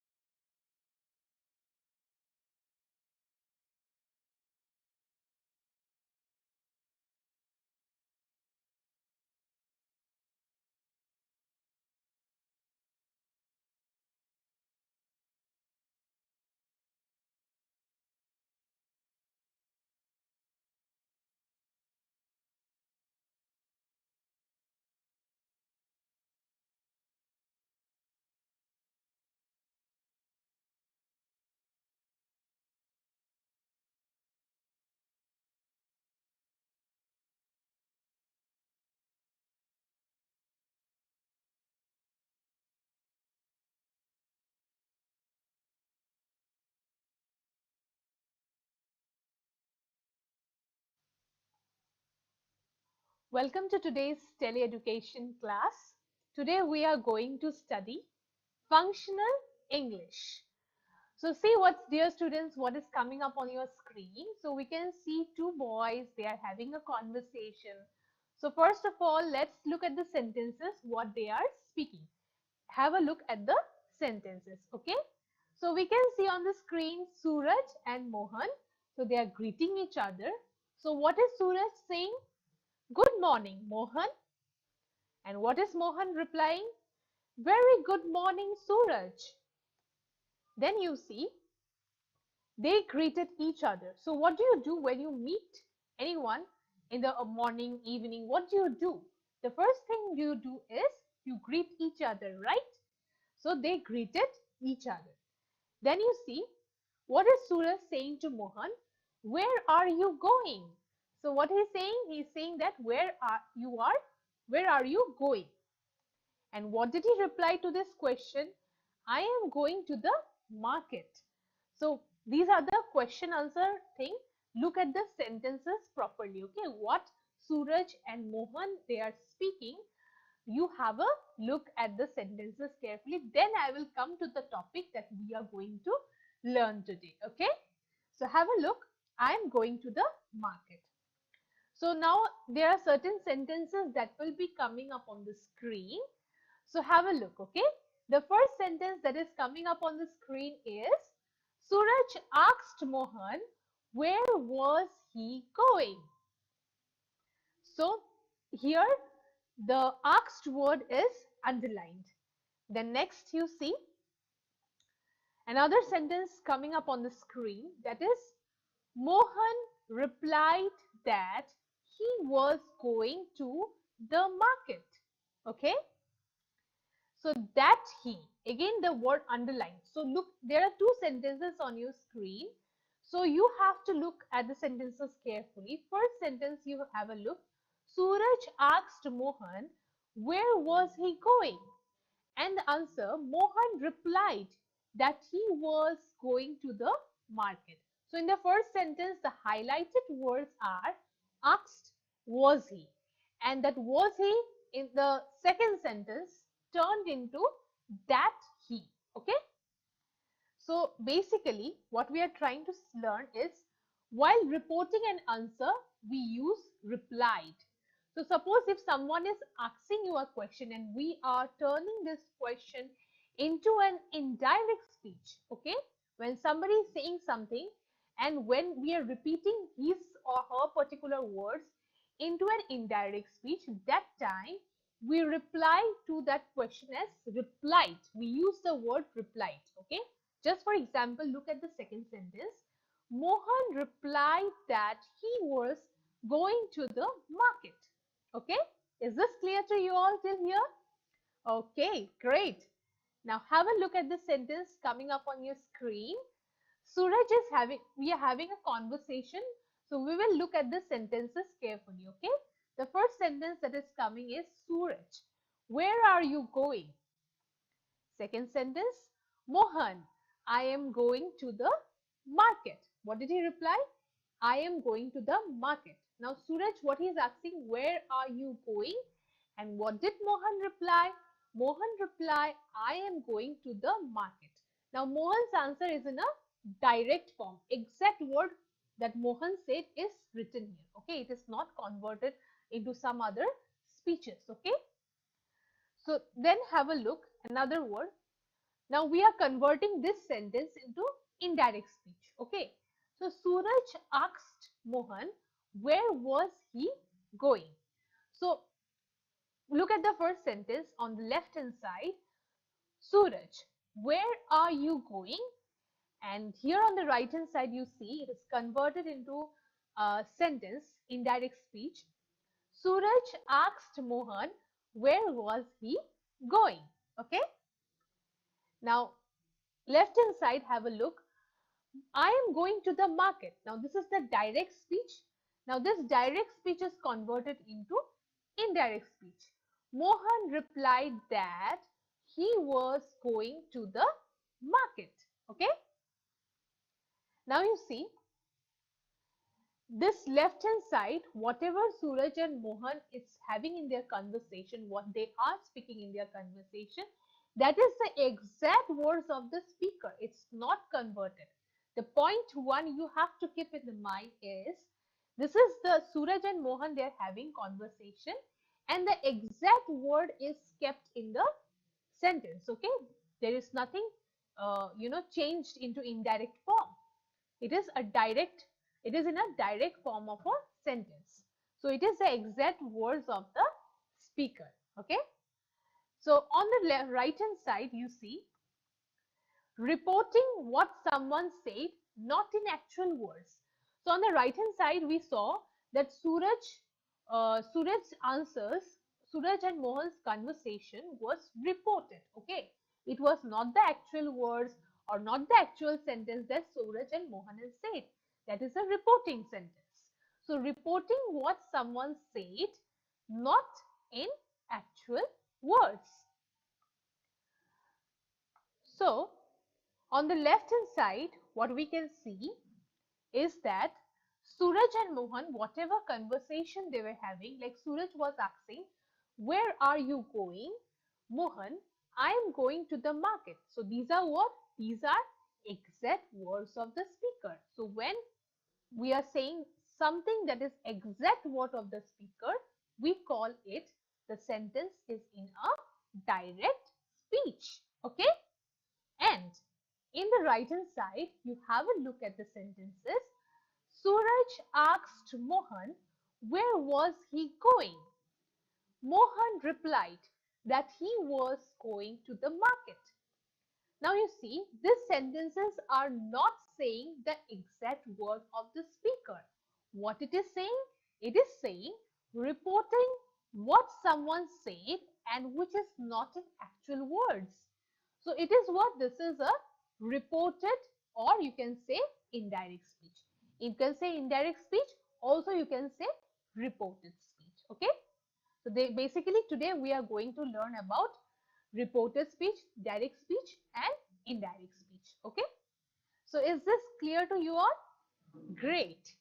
Now have a look at the next thing. Here you see on the right hand side, your asked is highlighted. Okay. So when someone asks us any question in indirect speech, we convert the sentences into replied. Okay. So you see was, he, all these are highlighted. Then in the second sentence, replied that is also highlighted. Yes or no? Yes. So first, in the first sentence on the right hand side, what did you see? Suraj asked Mohan where he was going. Asked is highlighted. Was, he was also highlighted. In the second sentence, what do we see? We see Mohan replied that. Replied that was a, replied that is highlighted. That means asked gets converted into replied that. Okay. Now in the left hand side you see, I am going to the market. I am. Okay. It's in a direct speech. Okay. So now you see another sentence that is coming up on your screen. What is the sentence? Have a look. Rama said within inverted commas, I am very busy now. So what he's saying, Rama's exact word is written in a sentence. Okay. What is Rama saying? Rama said, I am very busy now. So I am very busy now is a sentence that is exact word used by Rama. And when you use someone's exact word, we have to use it within the double inverted commas. Okay. Next you see, now this sentence is in a, the first sentence is in a direct speech. Okay. And now this sentence, as it is in a direct speech, it is converted into indirect speech. Rama said that he was very busy then. What did Rama say? Rama said that he was very busy then. Now becomes then. Okay. So the second sentence is in indirect speech. So just have a look at both the sentences carefully so that you can understand the direct speech and the indirect speech. What are the differences between direct speech and indirect speech? When we are saying direct speech, we always use inverted commas. But when we are using the reported speech, when someone has said something and we are not repeating the exact word of that particular person, what do? We do not use inverted commas. Okay, what do we say? Rama said that he was very busy then. So am get converted into was, now gets converted into then. Okay, I hope till here the concept of direct and indirect speech is clear to all of you. Great. Now you see, that is also highlighted. Here I is highlighted, that is highlighted. Am, he. So am becomes he, was, okay, and then now converts into then. So see, we will look at the conversion. So I was highlighted, I became, what did Rama said? Rama said that. Okay, so I became what? I became he. I became he, am became was, now became then. Did you understand the difference? How to convert from direct to indirect speech? Very good. The first thing is I is first person singular number that gets converted into third person singular number. I am becomes I, he was, and now converts into then. So did you understand the concept of reported speech, how to convert direct speech to indirect speech? Okay. Now have a look. Another example is coming up on your screen. What it is? Shalini said, I am very happy now. Another sentence, okay? So this is what? This sentence is in a direct speech or not? Yes, it is in a direct speech. Shalini said, I am very happy now. Now let's see, it's converted into indirect speech. Shalini said that she was very happy then. Okay, so look at the second example very carefully. In the direct speech, I am very happy now is written. So I am is highlighted. So Shalini said that, we will use Shalini. After Shalini said, what will we use? We will use the word that. So I am gets converted since Shalini is a girl. So we will use here she, that is third person singular number. Am becomes was and now becomes then. Okay, this is how we convert from direct speech to indirect speech. Okay, is it clear to all of you? Very good. Now you see Shalini said that, that is highlighted, and next you see I becomes, what does I become? I become she. First, I is first person singular number, she is third person singular number. Am becomes was, see, am gets converted into was, and very happy then, very happy now, now gets converted into very happy then. Okay, is it clear to all of you? Very good. Now you see another sentence is coming up when reporting a speech. So here are certain points how to convert direct speech to indirect speech. What are the things that we need to use in a direct speech? Okay. So what are the things we need to use in a direct speech and what are the things we are not to use in a direct speech? So here we will speak about when reporting a speech. When reporting a speech means when we are converting a direct speech to a indirect speech. Okay. So when we are converting something from direct speech to indirect speech, how do we, what are the things we should keep in mind? This is written in the screen. So have a look. If you want to note it down, you can note it down. The first point that is said, that it when reporting a speech, that means when we are converting from direct speech to indirect speech, we do not use inverted commas. Remember that we do not use inverted commas. Inverted commas are not used. This is the first point which we should keep in mind. Second one, you see, Shalini said that she was very happy yesterday. Now Shalini said that. When we are replying to any question or when we are reporting a speech, that means from direct to indirect when we are doing, What we are supposed to write? We are supposed to write the word that. She was very happy yesterday. So as I have given you the examples earlier, it is related to, the second point is related to that. Okay. Have a look at the third one. That functions as a connector before the reported speech, but it can be left out in informal speech. Again, I am repeating. Now, this that word, it is like a connector, okay? Like just acting like a conjunction, because in direct speech, what do we use? She said something within inverted commas. We keep a sentence within inverted commas. We keep the exact words. When a person is saying something, we keep that particular exact words within inverted comma. Now, when the same sentence, we are converting from direct to indirect, what do we do? What do we do? We write that.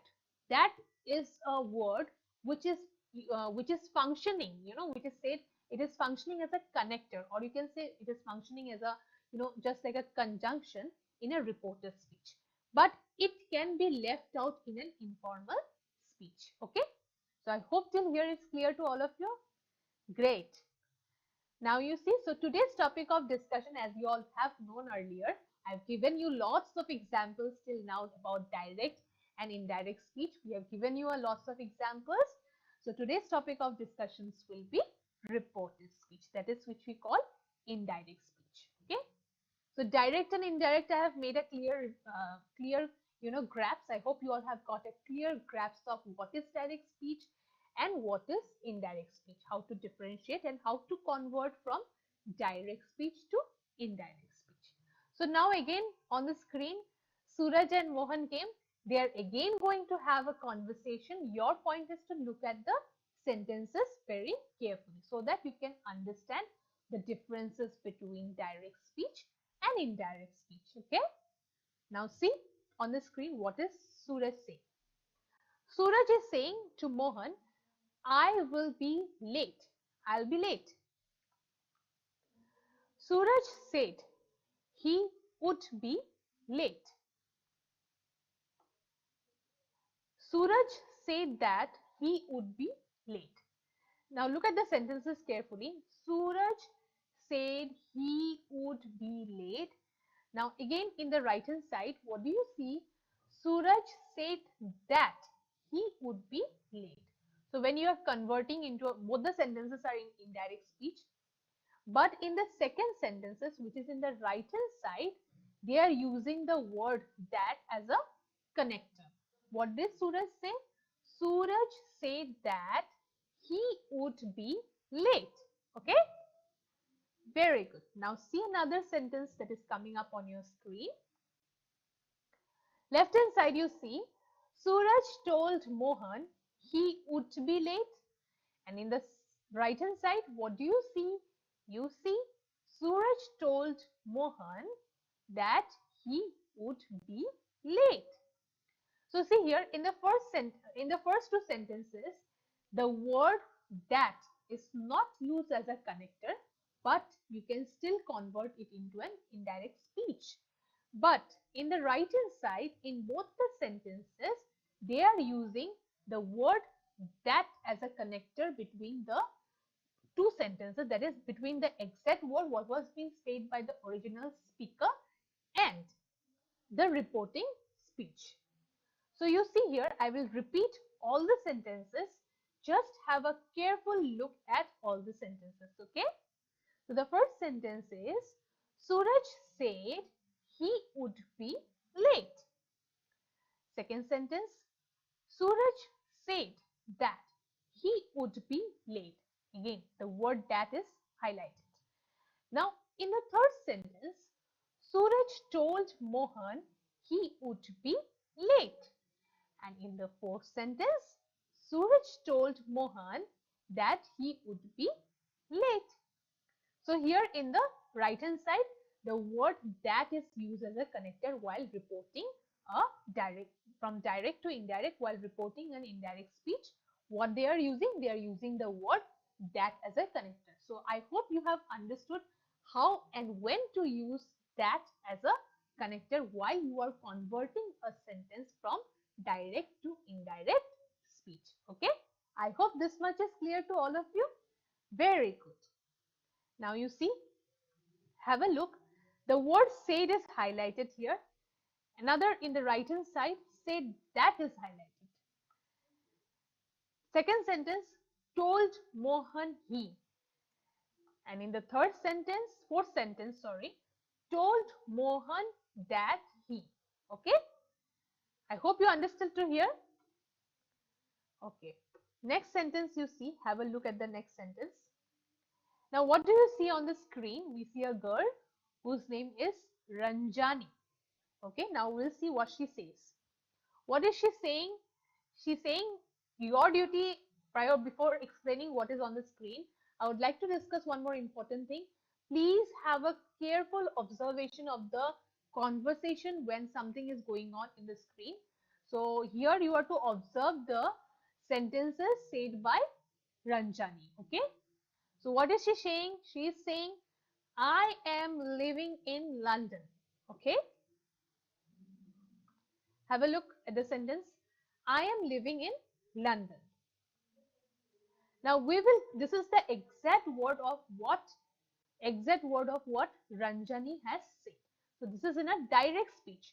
I am living in London is in a direct speech. Okay. And now this direct speech is in a reported speech. Okay. So we will have a look at how to convert a direct speech into an indirect speech. Okay. So let's see how the things are reported. Ranjani said that she was living in London. So I am living in London. This is something which is the exact word said by the speaker. And when it is converted into a direct speech, what is she saying? She is saying Ranjani said that she was living in London. Again, I am saying Ranjani said that she was living in London. Again, I am giving you a reminder that the word here that is used as a connector. Okay. So another sentence is Ranjani told me that she was living in London. So another sentence which is again coming up on the screen, you can see.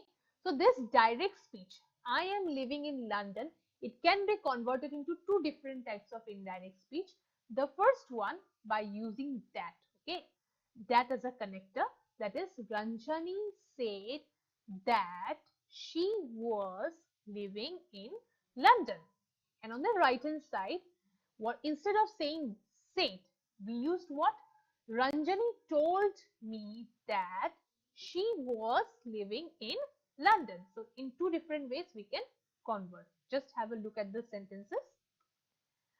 So in the first place you see I am is highlighted in the direct speech. Yes or no?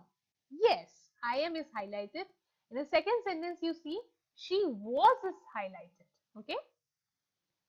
And in the third sentence also she was. That means I am gets converted into she was. She is third person singular number gets converted into she was. Okay. Now we'll see I am. After I am, what did they use? They use said. When you are converting something from direct speech to indirect speech, the first thing is I am, first person singular number, gets converted into third person singular number. After that, what we use? We use said. Next you see, we can also use told, the word told.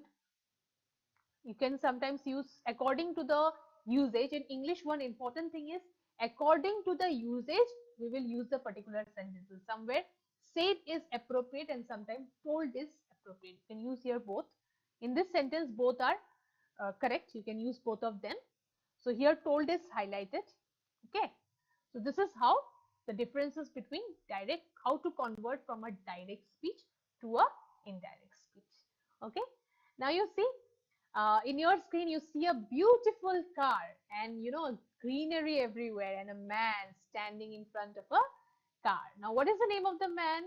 Yes, the name of the man is Hari. So see here what Hari is saying. Hari is saying I bought a car. So the sentence is I bought a car. Now I bought a car is in direct speech. Okay, the exact of words of what Hari has already said.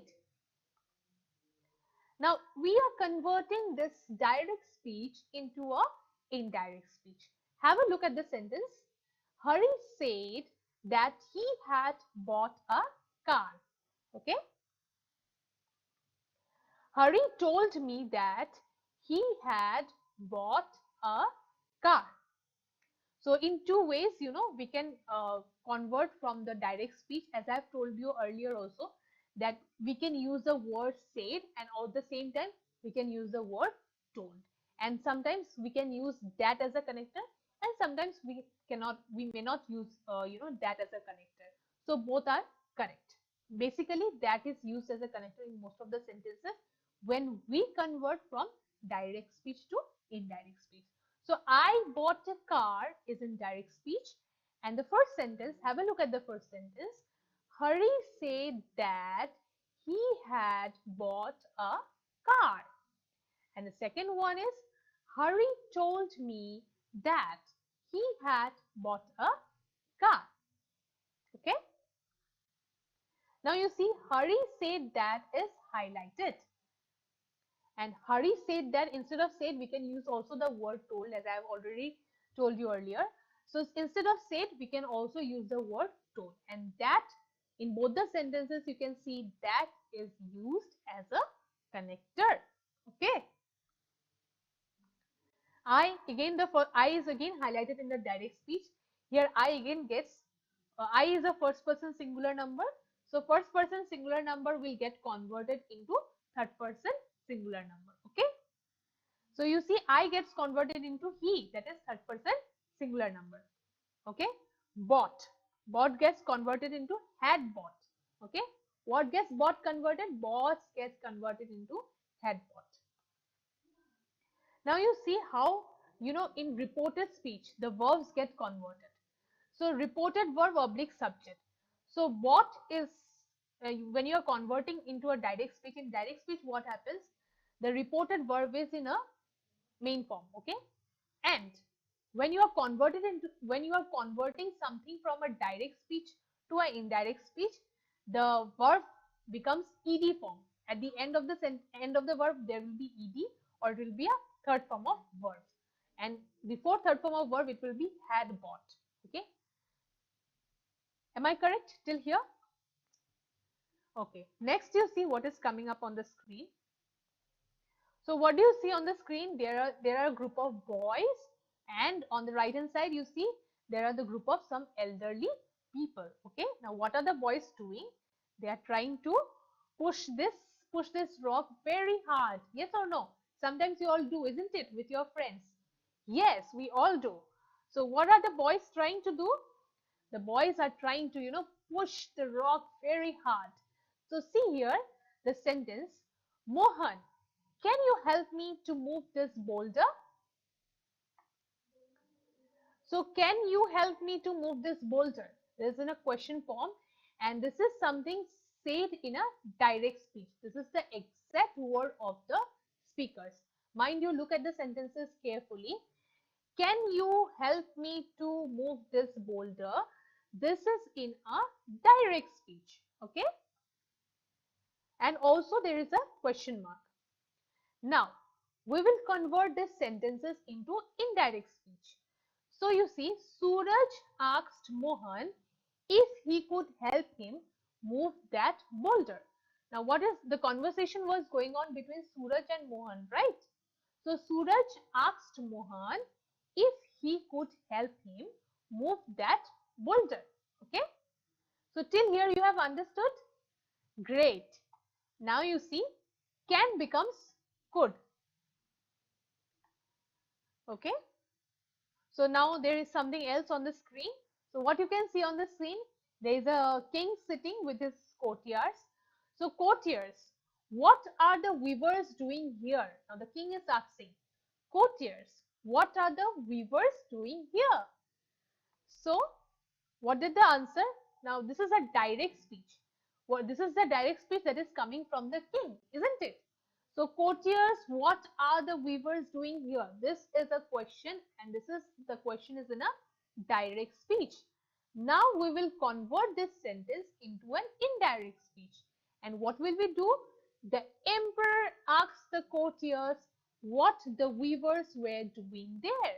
So emperor asks the courtiers what was the weavers doing there.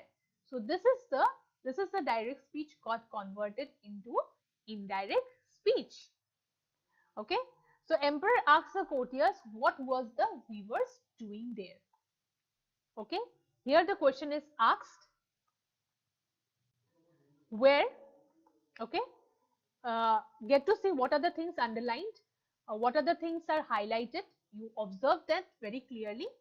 So are is highlighted, where is highlighted, asked is also highlighted. Okay. So I hope you have understood till here. Another sentences that is coming up on the screen is I will come to the balcony as soon as I am ready. Now this sentence is also is in a direct speech. Now when we are converting a speech, from a direct speech to indirect speech, what are the things that we use? You see here, now we will use by separating each. We will do a segregation to make you all understand how to convert a sentence from direct speech to indirect speech, or you can say reported speech. So see here, I will come to the balcony as soon as I am ready. Now we are converting this sentence into an indirect speech. Now who said this sentence? This sentence was said by the emperor. So we will write the emperor said. Next part will be I will. I will be get converted that. The emperor said that. That will be used as a connector. Okay. He owed. Okay. I will gets converted into he. He means third person singular number. He would. He would come. Come gets converted into go. To the balcony as soon. Okay. As soon as I am gets converted into he was ready. Okay. So I'm repeating this sentence once again so that you can understand this conversion very nicely. So the direct sentence, the sentence which was in a direct speech is I will come to the balcony as soon as I am ready. Okay. And the next sentence will be the emperor said that he would go to the balcony as soon as he was ready.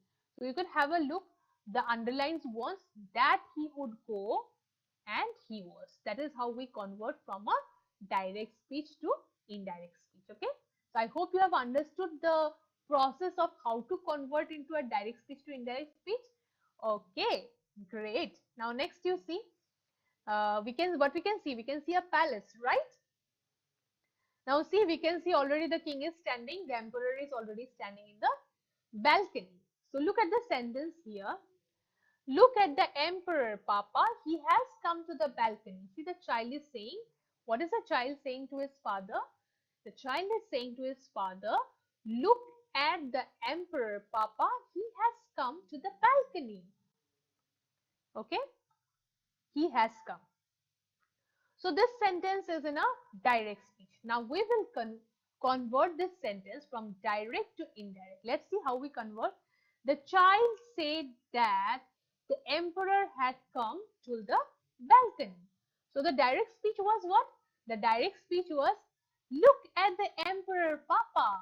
He has come to the balcony. This is in a direct speech. Now, when we convert this sentence from direct to indirect, how do we convert? The conversion looks like that. The child said that the emperor had come to the balcony. Okay. Did you understand till here? Okay, great. Now you see, he word is highlighted. He becomes the emperor. Okay, has come to the balcony. Okay. So now in the screen, what you could see, change the following sentences into reported speech. So you have to change certain sentences in a reported speech. So what do we see? We can see one sentence coming up on your screen. And what is the sentence? The sentence is in a direct speech. So I'm reading out the sentences. You can see, I'll go to the cinema later. Okay. Now we are converting this sentence into an indirect speech. What we are saying? We are saying is that he said that. He said that I will go. I will gets converted to he would go. Okay. He would is highlighted. I will go gets converted into he would go. Okay. To the cinema later. I am again repeating this conversion. Have a look at it so that you can understand the concept very well. I will go to the cinema later. He said that he would go to the cinema later. Okay. Now you see another sentence coming up on the screen. What is the sentence? How is your grandmother? This is the sentence which is in a direct speech. Now we have to convert this sentence into an indirect speech. Let's see how it goes. He asked. He asked, that means the question is all, this sentence is already in a direct speech, right? So what is how, in order to convert into a direct, from direct to indirect, what we are supposed to do, we are supposed to write he asked. Then you see what is there. He asked how his grandmother was. Okay. So how is your grandmother? He asked how his grandmother was. Okay. So I hope you have understood what we have discussed today. I think the concept of direct speech and indirect speech is clear to all of you. Okay, great. So here we have come to the end of today's class. I hope you have enjoyed. Thank you.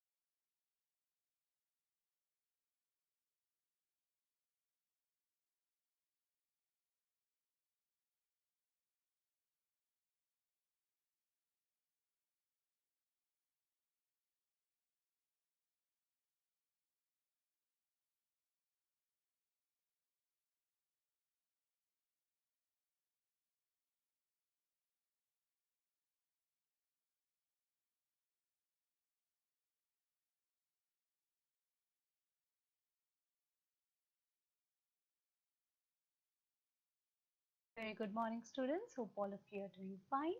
Welcome to English session. Let's do a revision on your functional English class. Let's begin. You and I will learn together. Hi, Suresh. I'm glad that I got good marks in my exam. Now, I want all of you to write down on a piece of paper the words that I'll be asking you to. First word will be glad. Oh, good, Ram. I'm so happy for you. Happy and glad. Are you writing down? Very good. Let's see the conversation once again. Ram says, Hi, Suresh.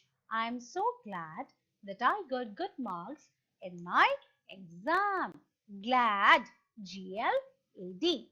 Suresh says, Oh, good, Ram. I am so happy for you. Again, the next word is happy, glad and happy. The children are happy. They are playing, they are happy, they are laughing, they are having a great time. Again, if we say the children are glad, it means the same. Happy and glad. These two words means the same, isn't it? Again, let's see another example. It's my desire to buy a car. D-E-S-I-R-E. The correct pronunciation of the word is desire. Desire to buy a car. I long to buy a car. L-O-N-G, long, and desire. These two words means the same, right? Children have gathered in the party.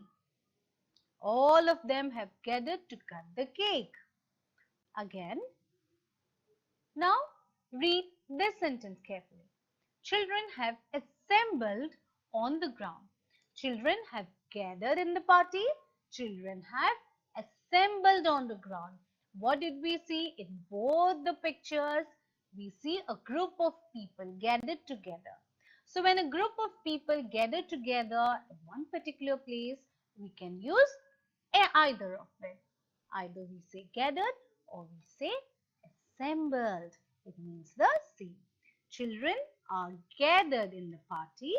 Children are assembled in the assembly. So gathered means all of them have come together. Assembled also means all of them have come together in a group. They are together. So both these words have the same meaning. Similarly, the word desire and the word long to. A desire, I long to. Both of the words means the same. They both mean we want something. We are expecting something. Right? Desire and long to means the same. These are synonyms in English. Very good. Yes, all of you should remember, I'm sure you do, synonyms and antonyms. What are synonyms? Synonyms are words having the same meaning, right? And what are antonyms? Antonyms are words having a different meaning or opposite meaning. Synonyms and antonyms. Synonyms are words having the same meaning. Antonyms are words having opposite meanings, right? So, assembled and long to, these are synonyms for the words gathered and desire. Alright? Okay. Moving on. The boy looks very sad. He is sorrowful. Sad and sorrow, they both means the same. Again, reach, arrive. Reach and arrive, they both mean the same. They both are synonyms. The train has started, it has left the station, right? How do we say that in English? Leaving. The train departed or the train left the station. If we say the train have just left the station, the train departed at 9 p.m. They both means the same. Leave and depart both means leaving the destination. Leaving the place. Okay? That means All of these are synonyms. Synonyms are words having the same meaning. Now let's do a small exercise. Read the paragraph and choose the words from the box. Replace them with the words with the same meaning. We have 6 words: began, assist, close to, alerted and return. Let's do them one by one. Rajiv and Madhav started to walk. Now when we read the sentence, what do we understand? We understand they both started to walk. Now out of these 6 words, we need to select one word which has the same meaning as the word started. Now can you tell me which would be the word? Very good. You have guessed it right. The word is begin. Begin means to comment something, to start something. Start means to begin. So began and started are both synonyms. So we can also say it as Rajiv and Madhav began to walk. Right? Okay. Rita helps her brother to complete homework. Rita helps her brother with his homework. Helping means to help somebody. Now out of these 6 words, which is the word which means the same as help? Yes, that's right, isn't it? Assist. Assisting somebody means to help somebody. So assist and help are synonyms. They both have the same meaning. Rita assists her brother to complete his homework. My home is near my school. Near my school. Near has the same meaning as close to, isn't it? That means if I say my home is close to my school, it means the same as my home being near to my school. Alright? So these two are synonyms. Very good. Okay. Police warned the bike rider not to overspeed. So if you give a stern warning to somebody, it also means somebody to alert somebody. Somebody is alerted. So warned and alerted both means the same. Police alerted the bike rider not to overspeed. The last line. I need to get back to work tomorrow. Now this is as simple as it is. Return. Yes, return and back both means the same. Give it back to me. Return it to me. Right? So back and return both means the same. So if I say I need to return to work tomorrow, it also is correct. All these are synonyms of each other. Right? Very good. Okay. Read the following story. Let's see. Ramu is a tennis player. He is competitive, so he always wants to win. His friend Raju is a tennis player too, but he is not as passionate as Ramu about tennis. One day they played a match. Both were happy after the match was over, but Ramu looked happier than Raju. So, let's see what do we learn from the story. We need to answer the following questions. Which statement is correct? You have 4 options. Raju won the match. The game was stopped due to rain. Ramu won the match, or Raju got a gift from his father. Yes, the right option is Ramu won the match. Okay, let's see. Another one. Siddha is a singer. He collects CDs of other singers. He has collected 40 folk songs, 15 film songs, 12 Indian classical songs, and 1 Western classical song. Let's answer the questions that follow. Which statement is correct? We have 4 options. Siddha does not like music. Western music is Siddha's favorite. Siddha has collected 40 folk songs and Siddha likes only film songs. What do we come to know? which one of these is correct? Let me give you a hint. Siddha has collected 40 folk songs. So which statement is correct? The third statement is correct. He has collected 40 folk songs. Very good. Okay, let's see another example. Look at the pictures. Write a sentence on each using a describing word. One is done for you. We see a black shirt, a boy wearing a black shirt. He's wearing a shirt. Which color is the shirt? The color is a black shirt. A boy is wearing a black shirt. Again, we see a boy sitting on a wooden chair. We see a chair. Then, what type of a chair it is? It is a wooden chair. A boy is sitting on a wooden chair. We see flowers. We see colorful flowers. He is carrying colorful flowers. Very good. Now what do we see? We see an elephant. Right? What is it? Which animal is it? It is an elephant. A huge elephant. A huge elephant is bathing in the lake. This is how we frame sentences. Okay. We read about synonyms. Let's revise about another type, which is antonyms. There is a park near my school, but it is far from my house. So near and far, these words means the opposite to each other, right? Near and far are opposite meaning. This is near. Now I am traveling and traveling and traveling and traveling. I still did not reach my house. Now this is my house, which means the park is far from my home, right?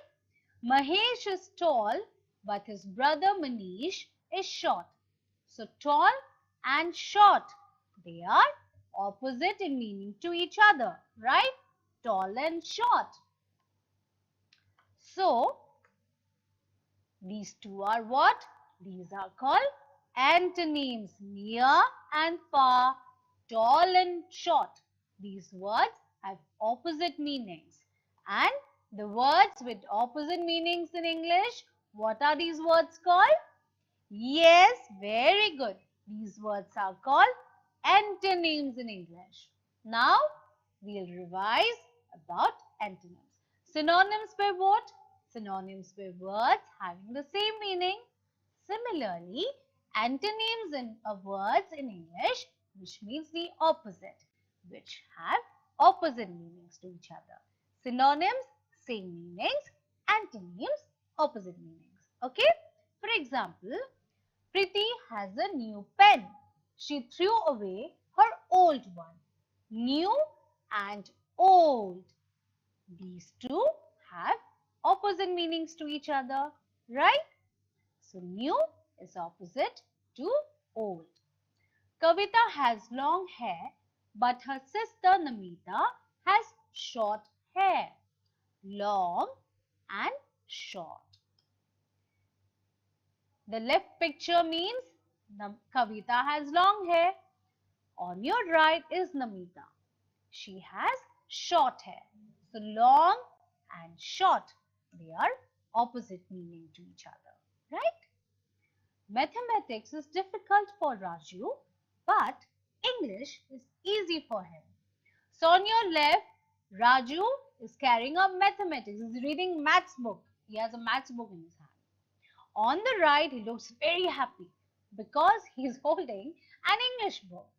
So, Raju looks very terrified because maths is difficult for him. On your right, Raj looks very happy because English is easy for him. So difficult and easy, these two has opposite meanings to each other. So these are antonyms. We should not waste water. We should save it. So here see on your left, there's a water flowing from the tap. There's nobody to turn it off. That is why what happens is water is wasted. On your right, there's a pot, clay pot, and there the water is stored. So waste and save. These both have opposite meanings to each other. Near, far, new, old, long, short, difficult, easy, save and waste. These words have opposite meanings to each other. So, these words are antonyms. Now, before proceeding, I have a question for you, and for that I am giving you 30 seconds. I want all of you to guess the right answer. Carlos was happy when he got his new bike. Now, amongst these four options, you need to find the right option. You need to find the right antonym. Now, antonyms are words opposite in meaning. So, which word is opposite to the word happy? It is very easy.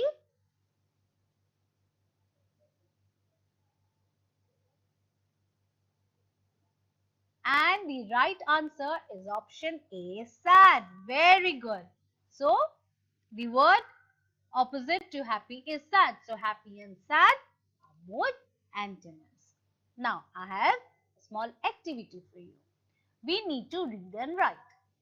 Rajiv and Madhav visited a lighthouse. It was a tall and strong building with bright lights.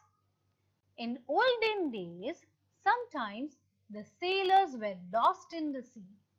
Then a group of clever young men had an idea.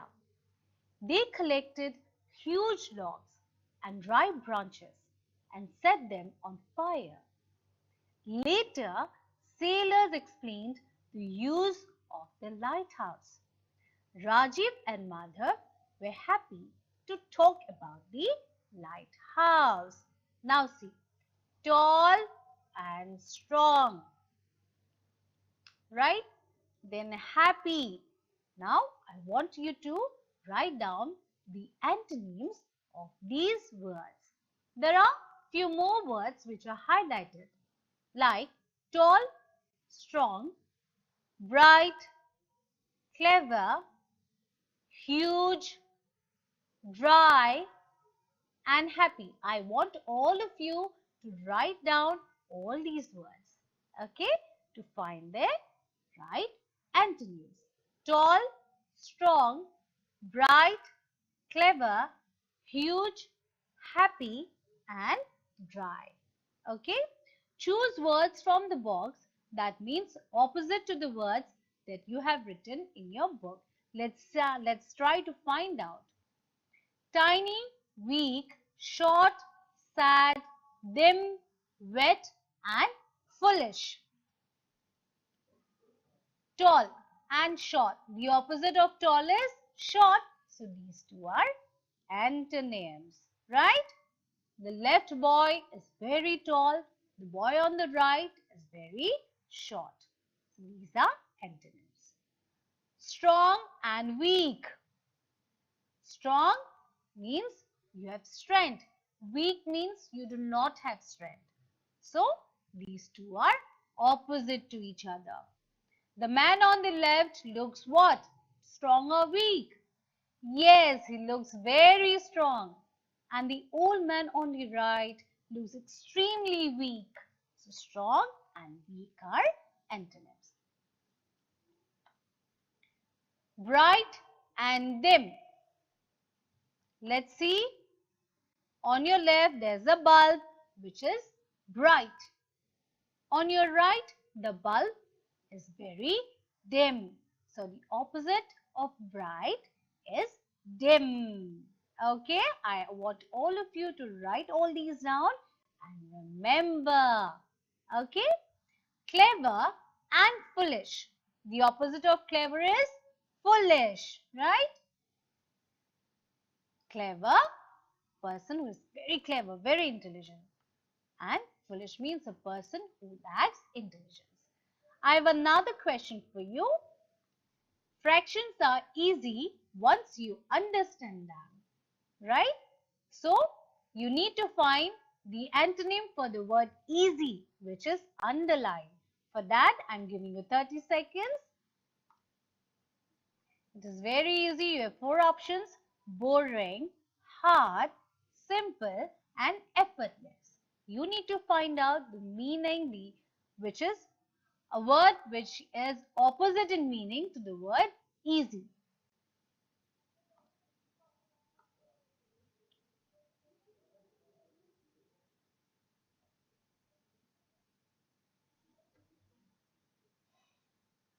And the right answer is option B, hard. The antonym for the word easy is hard. Very good. Okay, let's see. Huge and tiny. Elephant is huge, ant is tiny. So huge and tiny are words opposite in meaning to each other. These are antonyms. Okay. Dry and wet. On your left, the cloth is dried because it is hanged under the sun. On your right, it is raining. The cloth is wet. So, the antonym for the word dry is wet. Happy and sad.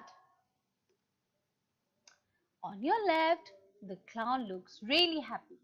On your right, the clown has a sad face. He's extremely sad. So happy and sad are antonyms. Okay? Let's see once again. Tall, the antonym for tall is short. It means the opposite to each other. Strong and weak. Bright, dim. Clever, foolish. Huge, tiny. Dry, wet, happy and sad. So these are words which has opposite meanings to each other. These are antonyms. I have another question for you. The party was really loud. You need to find out the antonym for the word loud amongst these 4 options: noisy, wild, fun and quiet. So, all of us know the meaning of loud. You need to find out the antonym for the word loud. And for that, I'm giving you 30 seconds.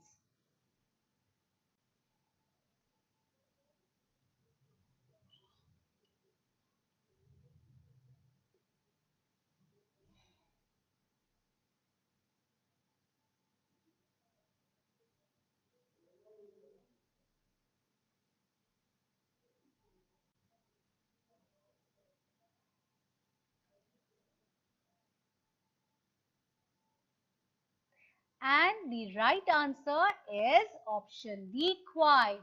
So loud and quiet are opposite to each other. So the antonym for the word loud is quiet. Very good. Now let us do another exercise. Match the following. On your first column, there are words. On your right, we need to find the antonym for the words on your left. Let's see. The first word is arrive. So we need to find a word which means the opposite of the word arrive. So arrive means to reach a point. Now, can you tell me which is the word here? The word is depart. Very good. Arrive means to reach. Depart means to leave. So arrive, antonym is depart. The second word is brave.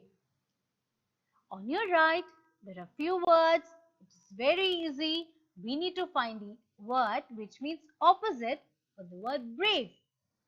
The word is timid. Very good. Brave, who is really brave, courageous. Timid means who is always full of fear.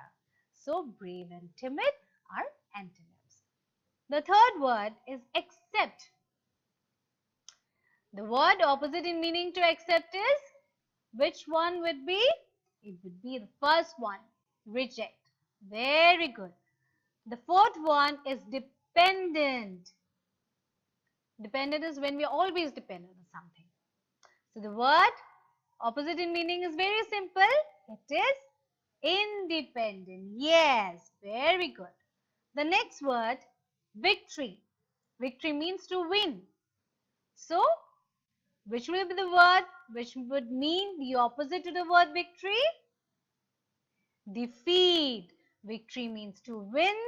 Defeat means to lose. So, victory and defeat are words having opposite meaning. Enter. Very simple. Which word means the opposite of enter? Exit. Very good. So, the antonym for the word enter is exit. The last word is silent. Silent, noisy. So, the antonym for the word silent would be noisy. Right? Very good. Let's see them once again. Arrive, depart, brave, timid, accept, reject, dependent, independent, victory, defeat, enter, exit, silent and noisy. So these are antonyms to each other. However, I have an assignment for you. You need to frame sentences with the following words. There are 4 words: wet, tall, huge and small. What you need to do? I want you to frame sentences with the word wet, tall, huge and small. Remember children, the words and the sentence needs to be grammatically correct. Okay? Now, let's do a small revision on what we learned today. The first thing we learned today is synonyms. We revised about synonyms and antonyms. What are synonyms? Words having the same meanings are called synonyms. For example, the synonym for the word glad is, can you guess that? Very good, happy. So glad and happy means the same.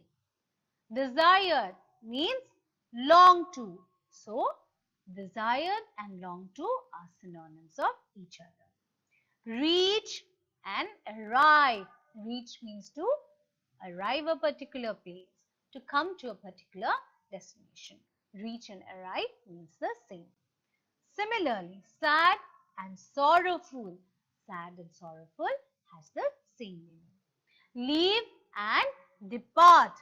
So, leave and depart both means the same. So, in English, all such words which have the same meanings are called synonyms. Right? Now, an added bonus, let me give you another word. For example, the word phenomenal. Phenomenal. Glad. How are you feeling today? I am so happy. I am phenomenal. So, phenomenal also is a synonym to the word happy. Happy, phenomenal, glad, thrilled. All these are full of life, full of thrill, isn't it? So these words in English have the same meaning. So phenomenal also a synonym to the word happy. There are certain, now for example, the word grief, Grief. Grief means also to be sad, something sorrowful. So sad, sorrowful and grief, all these are also synonyms to each other. For example, the word begin. Begin means what? Begin means to start something. Now let me give you another word in English which is commence. Commence. So commence means to start. Begin also means to start. So begin, start and commence. These 3 are also synonyms. These 3 also have the same meaning. Commence, begin, start. For example, in a simple language, bathroom, restroom, washroom, toilet. There are 4 words. All 4 means the same. So these are also synonyms. Understood? So words in English having the same meaning are called synonyms. Similarly, words having different meaning are called antonyms. For example, tall, short, fat, thin, happy, sad. These are words having opposite meaning. Hence, such kind of words are called antonyms. Students, I'm ending the session here. I hope all of us have refreshed our memories. You all remember, you all have noted down. I'll meet you very soon with another topic. Till then, be happy, be healthy, be safe. Thank you and have a good day.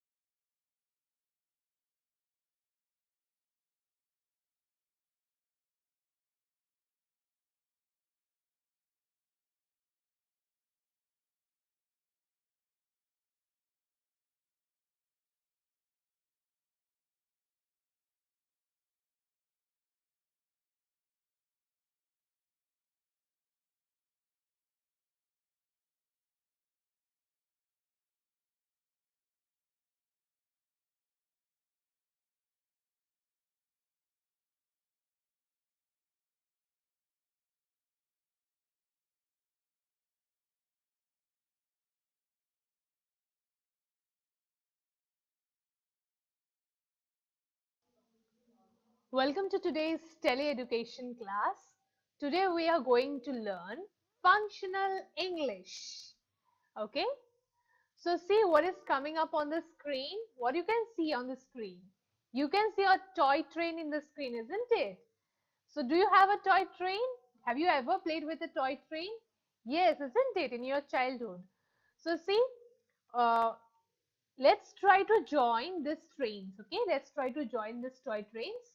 Okay, so see here, the upper one there is a toy train, and there in the lower part there is a train, and in between there is another train. Okay, so now you see we are trying to join these trains. So what happens when we try to join the two things together and we use certain words, joining two sentences together, and that when joining two sentences together, when we use a particular word, that particular word is known as a connector, and it is also known as a conjunction, connector or conjunction. So today's topic of discussion will be conjunctions. So what is conjunctions? Conjunctions is a part of speech, and it is also known as joining words. Have a look at the sentences that is coming up on your screen. In English, connectors are joining words. So what are connectors in English? In parts of speech, what do we say? Connectors. We call connectors as conjunctions, isn't it? So yes, in English, connectors are joining words. When we join two sentences together and make it one sentence, we call it connectors. Okay. Next you see, such words are called conjunctions. They are used to join two or more words and sentences. So what they are used to do? They are used to join two or more words in a sentences. So I'll repeat this once again so that you can get an idea of what is a connector or what is a conjunction. In English, connectors are joining words, and such words are called conjunctions. They are used to join two or more words and sentences. Look at the third sentence very carefully. They are used to join two or more words and sentences. In fact, sometimes we join two sentences, more than two sentences also we can join through a connector. So I hope you have understood what is conjunctions and what is connectors. Connectors are also known as conjunctions, and conjunctions are what? It is a parts of speech. Yes or no? Yeah, very good. Now you see, what do you see on the screen? A girl, she is doing something through her mouth, isn't it? So today's topic of discussion will be what? See, in the screen is highlighted what? It's connection.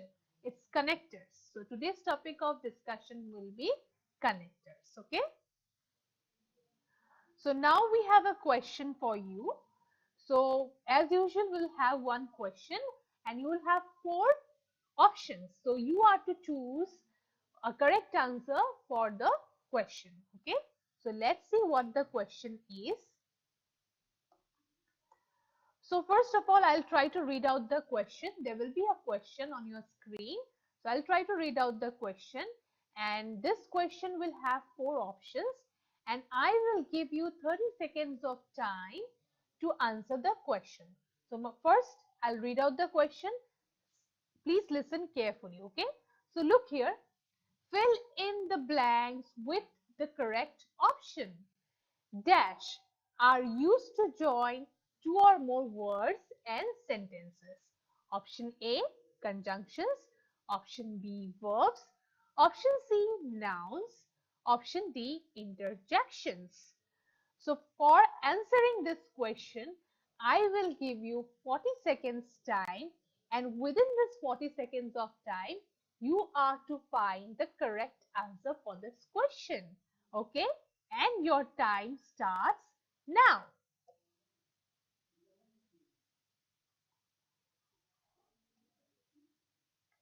So all of you, please answer the correct question. Okay? So answer it correctly.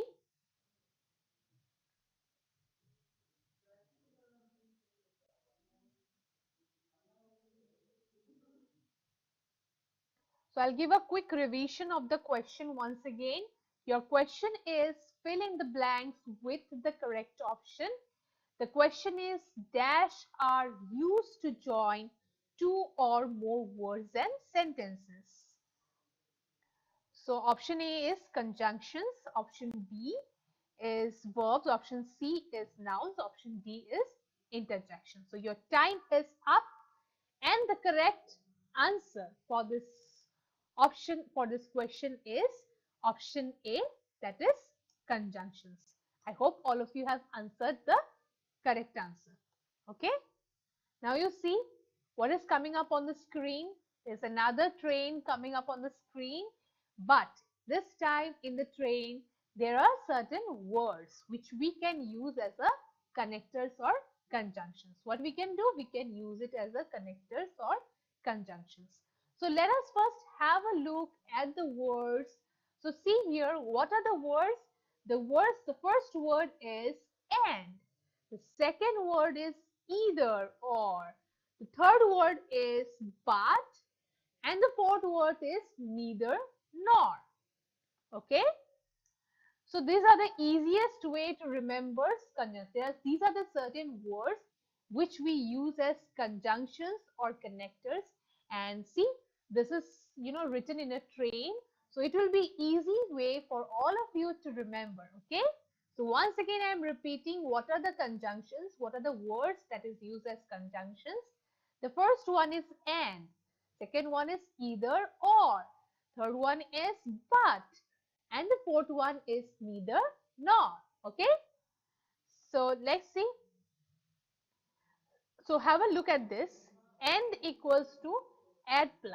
That means when we are to add two things together in a sentences, let's say a sentence is incomplete and we are trying to add it something more to it, then we use the word and. Okay. Then either or, when we are to deduct something from the sentence. Let's say we are to deduct certain information from a particular sentence, then we use either or. Or if there is a choice in a sentence, if there is a choice, then we can use either or or. Third one, you see but. So when we use the but as a conjunction, we use but as a conjunction only when there is a condition. So if there is a condition, then we use but. Suppose in a sentence you have started saying something, but you are keeping a condition. So when you are keeping a condition in a sentence, we use the word but. The connector that we use is but. Okay. And the fourth one, that is neither or nor. That means in most of the negative sentences we use neither or nor, and when it is as a choice or when the sentence is negative, what do we use? We use neither or nor. Yes or no? I'm just giving you review of this, how to use this conjunctions, where to use this conjunctions, the usage of this four words, this and, either or, but, neither nor. So these are the four words which we use as connectors. So how we can use this as connectors? So we can see here the first word is and. So in order to use something in a sentence, let's say we are to add something in a sentence, then what do? We use the word and. So if we are to use something, if we are to deduct something from this sentence, let's say we are to give a choice. We are given a choice, okay?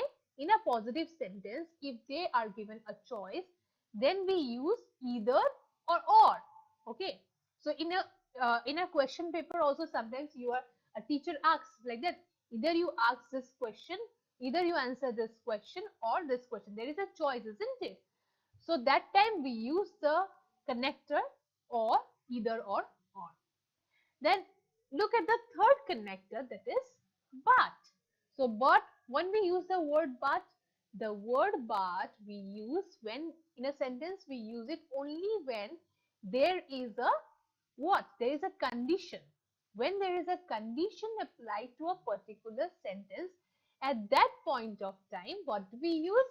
We use the word but. Okay. And the fourth one, neither or nor. That most of the negative sentences, what do we use? We use neither or nor. Okay. So these are the 4 words. I hope the concept of using these 4 connectors, when to use and how to use this, clear to all of you. I hope this much is clear to all of you. Very good. Now you see, we will form sentences. Okay, with these words we'll form sentences. So see here, uh, we are saying two trains coming with the words, isn't it? Here in the screen we are seeing 2 trains. They are coming with a half incomplete sentence. Okay, 2 different sentences.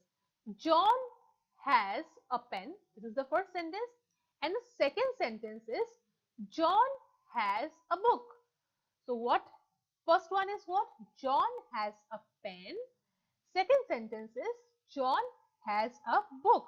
Now we are to use connectors. What connectors we'll use? We will use the word and as a connector. Now why will we use and? Why not any other connectors? Because we are joining the sentence. That means John has a pen and also he has a book, right? So he has 2 things together, isn't it? So that is why we have picked up this connector called and we will be joining these 2 sentences. Okay.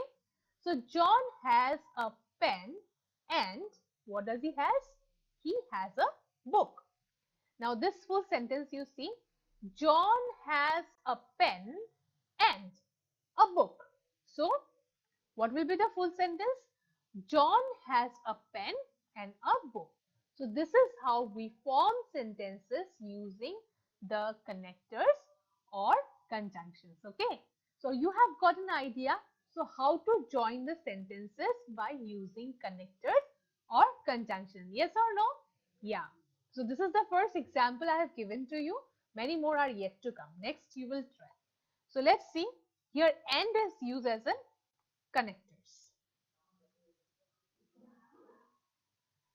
Now you see, there is another example for you on the screen. See, there is another train. John either has a pen or a book. This is another, sentence, but there is a change in a meaning.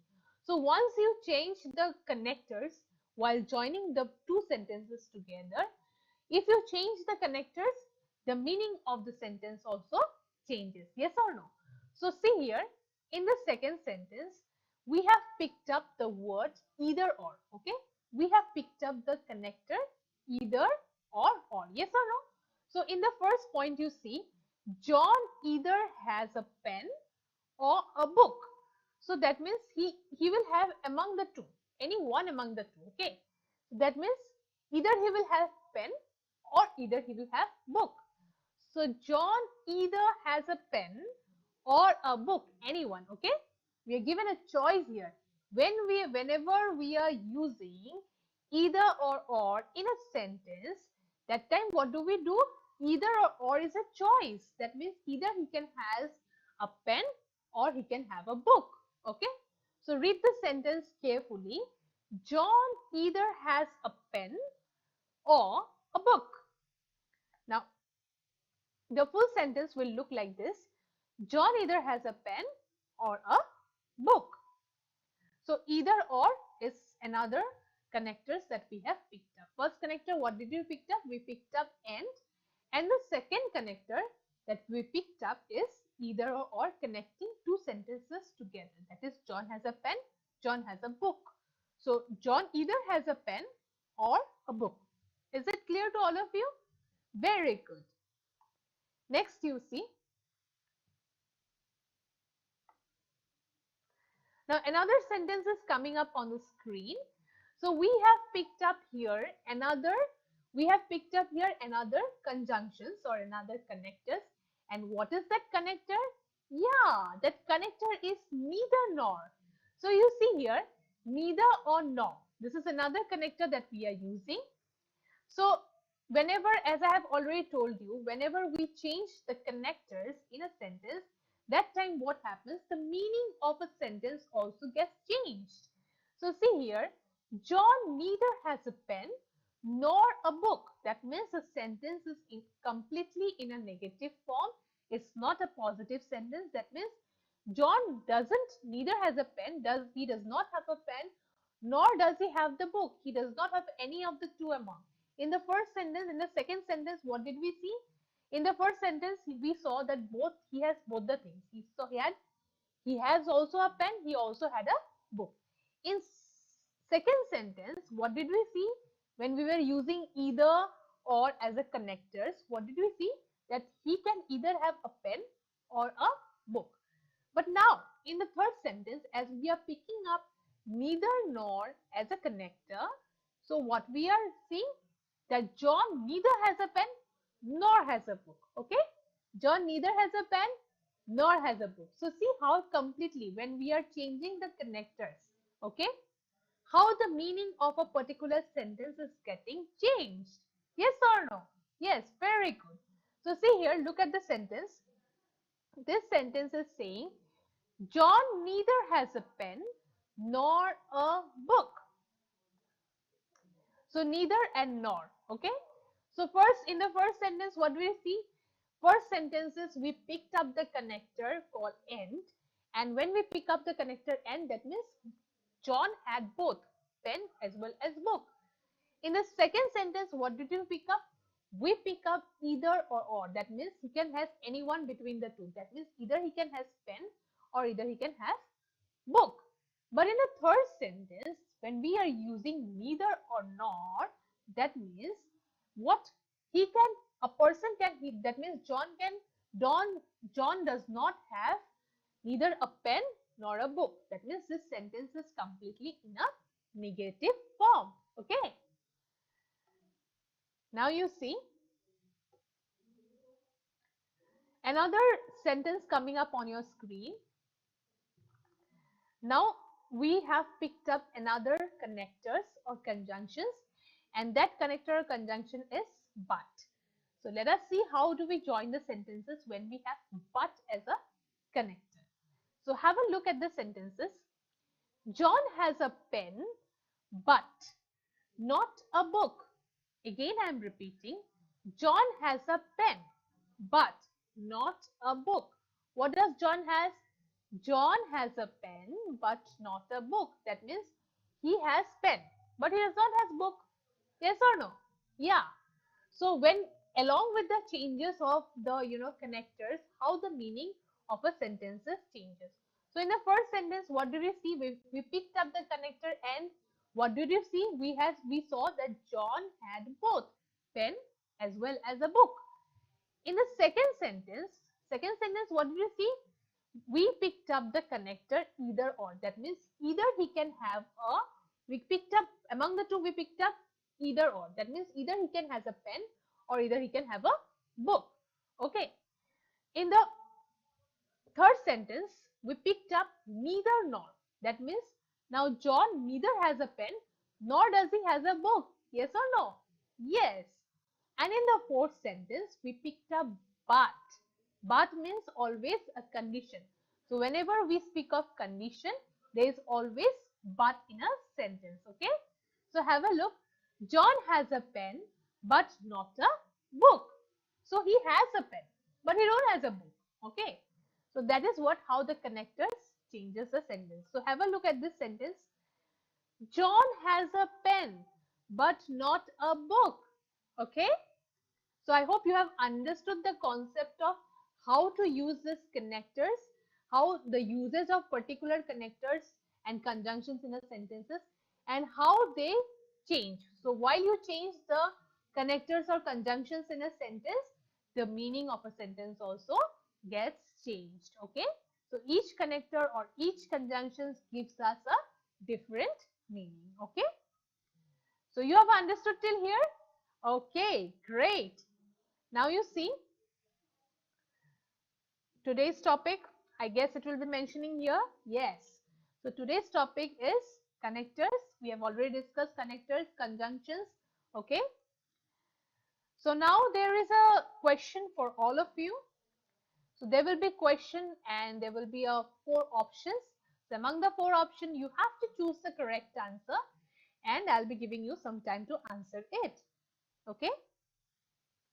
So see here on the screen, what do you see? You see a girl, a boy and a man is standing and the sun is shining so bright.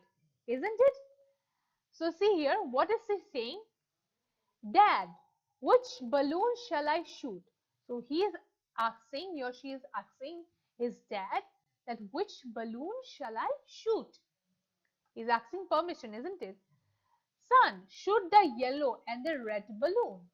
So what is the dad answering? Son, shoot the yellow and the red balloon. So look at the sentence carefully. In this sentence, what conjunction is used? The conjunction that is used, or the connectors that is used in this sentence is and. Yes, very good. Again, I am repeating the sentence. Son, shoot the yellow and the red balloon. So and here is working as a connectors. Okay. So see here already, if I segregate, if I separate the two sentences, that is shoot the yellow balloon, and I can also write like this, shoot the red balloon. Now when we are combining both the sentences together, how will we speak? We'll be saying, son, shoot the yellow and the red balloon. Okay. Next you see what is coming up. Yellow and red balloon are popping on the screen. Okay, and he is shooting the balloon. Yeah, I did it now. Now another sentence you see. Now shoot the red balloon, but don't touch the yellow one. So see here in this sentence, the conjunctions or the connectors is changed. Previously what they were using? Previously we were using and. That means both red as well as the yellow balloon should be shoot. Now we are using but connectors. What is the dad saying? Look, now shoot the red balloon, but don't touch the yellow one. That means his father is only specifying a particular balloon. That means a red balloon. That means to shoot only one particular balloon, but not to touch the yellow one. Did you get it? Yes, that means a but is used as a connector here. Okay, very good. Now you see, he has shoot the red balloon, but he has not touched the yellow one. And what did he answer to his father? He answered to his dad as, yes, now I did. Now dad. Yes, now dad. Now you see here another sentence is coming up on the screen. Now shoot the green and blue and the pink balloon. Now you see here, now shoot the green, the blue and the pink balloon. So see here almost three sentences are joined. If I separate the sentences, shoot the green balloon, shoot the blue balloon and shoot the pink balloon. There are three different sentences, right? Yes. So in order to combine the three different sentences, a comma is used as well as a connector is used. Yes or no? Yeah, very good. See here which connector is used? The connector and is used. So now shoot the green and now shoot the green, the blue and the pink balloon. So what here and is the connector? And is a connector, and see here the boy is shooting the balloon. Okay, so you can see on the screen the boy is shooting the balloon. Oh no, I missed the pink balloon now. So he replied to his father, oh no, I missed the pink balloon now. Okay, now let's see what his father is using, what kind of sentences he is using. Now shoot either the pink balloon or the yellow one. Here in this particular sentence, what kind of conjunctions or connectors is used? Yes, the connector either or is used. That means to choose any one. That means here the boy or the son, he can choose any of the balloon. Okay, either the pink one or either the yellow one. Yes or no? I am repeating the sentence once again. Now shoot either the pink balloon or the yellow one. That means he has his own choice. Either he can shoot for the pink or the yellow one. Okay, did you understand the difference? Yes, very good. See here either is highlighted and the word or is also highlighted. Now you see what we can see on the screen, pink and yellow balloon, and what is he shooting? He is shooting the pink one. So what did he answer? Dad, I shot the pink balloon. Now which one? So he was choosing, okay? He was choosing between a pink and yellow one, as we picked up the connectors, that is either or, isn't it? Either or we picked up. So which one is he supposed to use? He is supposed to shoot anyone. So what did he reply to his father? He replied, Dad, I shot the pink balloon. Now which one? That means now which one should he choose? Now let's see what his dad replied. Now shoot neither of them. That means his father used the conjunction neither. Neither means no need to shoot anyone, any of the balloon, okay? So have a look, neither here is a conjunctions or the connectors. Okay, dad, now. So to both the balloons, they were going up and he was unable to shoot anyone. So as his father said not to shoot anyone, neither to shoot, neither conjunctions was used, isn't it? So that's why he did not shoot any of the balloons. Now you see, now shoot either blue or yellow. So again you see, again the conjunction either blue or yellow is been given, yes or no? Either blue or yellow. So again I'm giving you the example. Now shoot either blue or yellow balloon. Okay. So have a look at the following sentences. Either shoot, now shoot either blue or yellow balloon. That means here his father is clearly giving him a choice to shoot, giving him a choice either to shoot the blue balloon or to shoot the yellow balloon. Okay. So let's see what he does. Let's see what he does. He shoots the blue balloon. Now let's see. Okay, dad, I shot the blue balloon now. Okay. So see here. Now again his father is saying, now shoot either blue or yellow balloon. That means again he is given a choice. The conjunction either is used.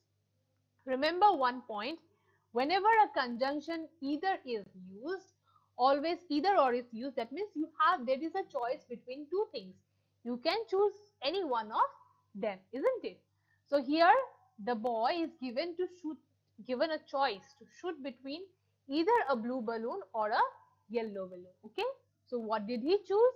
He chose, let's see what did he choose. Now he chose to shot the blue balloon. Okay. So have a look at the, okay. Now what is the boy saying? The boy is saying, yes, I did it. What he was just following his father's advice, isn't it? So your duty is to look at the sentences carefully, what the sentences they are saying. So that is the point. You have to go through the sentences carefully to identify what kind of conjunctions we are speaking about, what kind of connectors we are speaking about. So in the screen there is a question. So see here, now there is an exercise. Okay, exercise number 1. So what you can see, they are flying in a what? They're in a parachute, right? And in the parachute you can see the various kinds of connectors are written, conjunctions are written. So have a look, either or, but, and, neither nor. Okay, so here is an exercise for you all. What you can see on the screen, the people, they are here with the bags.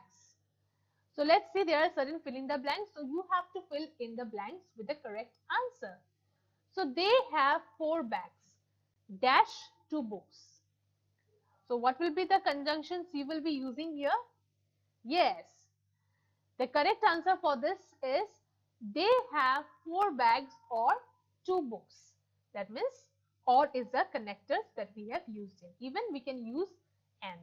They have 4 bags and 2 books. So what is the correct answer? The correct answer is they have 4 bags and 2 books. Okay. Now have a look at the next exercise. They dash have the bags, dash the books. Now again you have to choose the connectors from your left hand side. So what will be the suitable one? Neither nor. Is it correct? Neither nor. What will be the correct answer? The correct answer will be either or. Okay. So have a look. They either have the bags or the books. That means they can either have the bag or the book. Okay. Now next you see another exercise coming up on the screen. They dash have the bags dash the books. What will be the correct answer? Will it be either or? No, right? So what is the correct answer? The correct answer is neither nor. They neither have the bags nor the books, isn't it? Yes, they neither have the bags nor the books. So now what you can see on the screen, they neither have the bags nor they have the books, isn't it? These people on the screen, they neither have the books, they neither have the bags, nor they have the bags, nor they have the books. So now again what we can see on the screen, we can see that there is a fish, isn't it? So there are two fishes dash 5 loaves. Okay. So will or be the correct answer? No, right? So what is the correct answer? The correct answer is and. So only two fishes are not there in the basket, right? Along with the two fishes, there are 5 loaves, right? So what we are going to use here? We are going to use here that there are 2 fishes and 5 loaves. Okay? Did you understand? Okay, great. Next, you see what is coming up on the screen. You see here, the next question is, there are 2 fishes nor 2 loaves. Is it the correct one? Will nor be the correct one for this exercise? No, right? So what is the correct one? The correct one is but. So here is the condition. So whenever, as I have already said you earlier, whenever we are using the connectors called but, that time what we do? There is a condition in a sentence. So look at the sentence carefully. There are 2 fishes, but no loaves. Previously there was loaves, isn't it? But now there is no loaves. So there are 2 fishes, but no loaves. Okay. Another sentence on your screen. There are dash fishes, dash loaves in the basket. Now filling the blanks. Will it be either or? Either or, is it correct? No, right? So let's have a look what is the correct answer. The correct answer is neither nor. There are neither fishes nor loaves in the basket. So in the basket is empty. There is neither fishes or there is no loaves. So what are the conjunctions that we are picking? The correct conjunctions or the correct connectors we are using here is, there are neither fishes nor loaves in the basket. Okay. Next exercise you see, they are having idli dash dosa. They are having idli or dosa. That means is or correct answer? Idli or dosa, is it correct answer for this sentence? No, right? So let's see what's the correct answer. They are having idli and dosa. That means they are having both idli and dosa. Okay. He can dash walk dash run. What is the correct answer? Either or. Is it correct? He can either walk or either run. Is it correct answer? No, right? So have a look. What is the correct answer? The correct answer is neither nor. He can neither walk nor run. Okay? He can neither walk nor run. Next you see another exercise. They have many books dash no pen. So you see what is the correct, will it be or? No, right? Let's see what is the correct answer. The correct answer for this question is, they have books but no pen. So they have books but they don't have pen. So but is the correct connectors used here. Another exercise, they can hear dash, talk dash, cannot see. Now this is a little bit different. They can hear dash. Talk dash cannot see. So what is the correct answer? Is the correct answer or no, right? The correct answer is they can hear and talk, but cannot see. That means they can hear and talk, but they cannot see from their eyes. Okay. So again, I will have a look at the sentences. They can hear and but they can hear and talk, but cannot see. So I hope you have understood this entire discussion of what is connectors, what is conjunctions, what are the particular connectors that we are using. That is and, either or, and, either or, then neither nor, but, isn't it? These are the four kind of connectors or conjunctions we are using. So this is all I have explained you how to use the usage of particular connectors, how to join them with the particular sentence with two or more sentences, isn't it? So I hope you have understood till here. The concept of conjunctions is clear to all of you. I hope you have enjoyed the class. Thank you.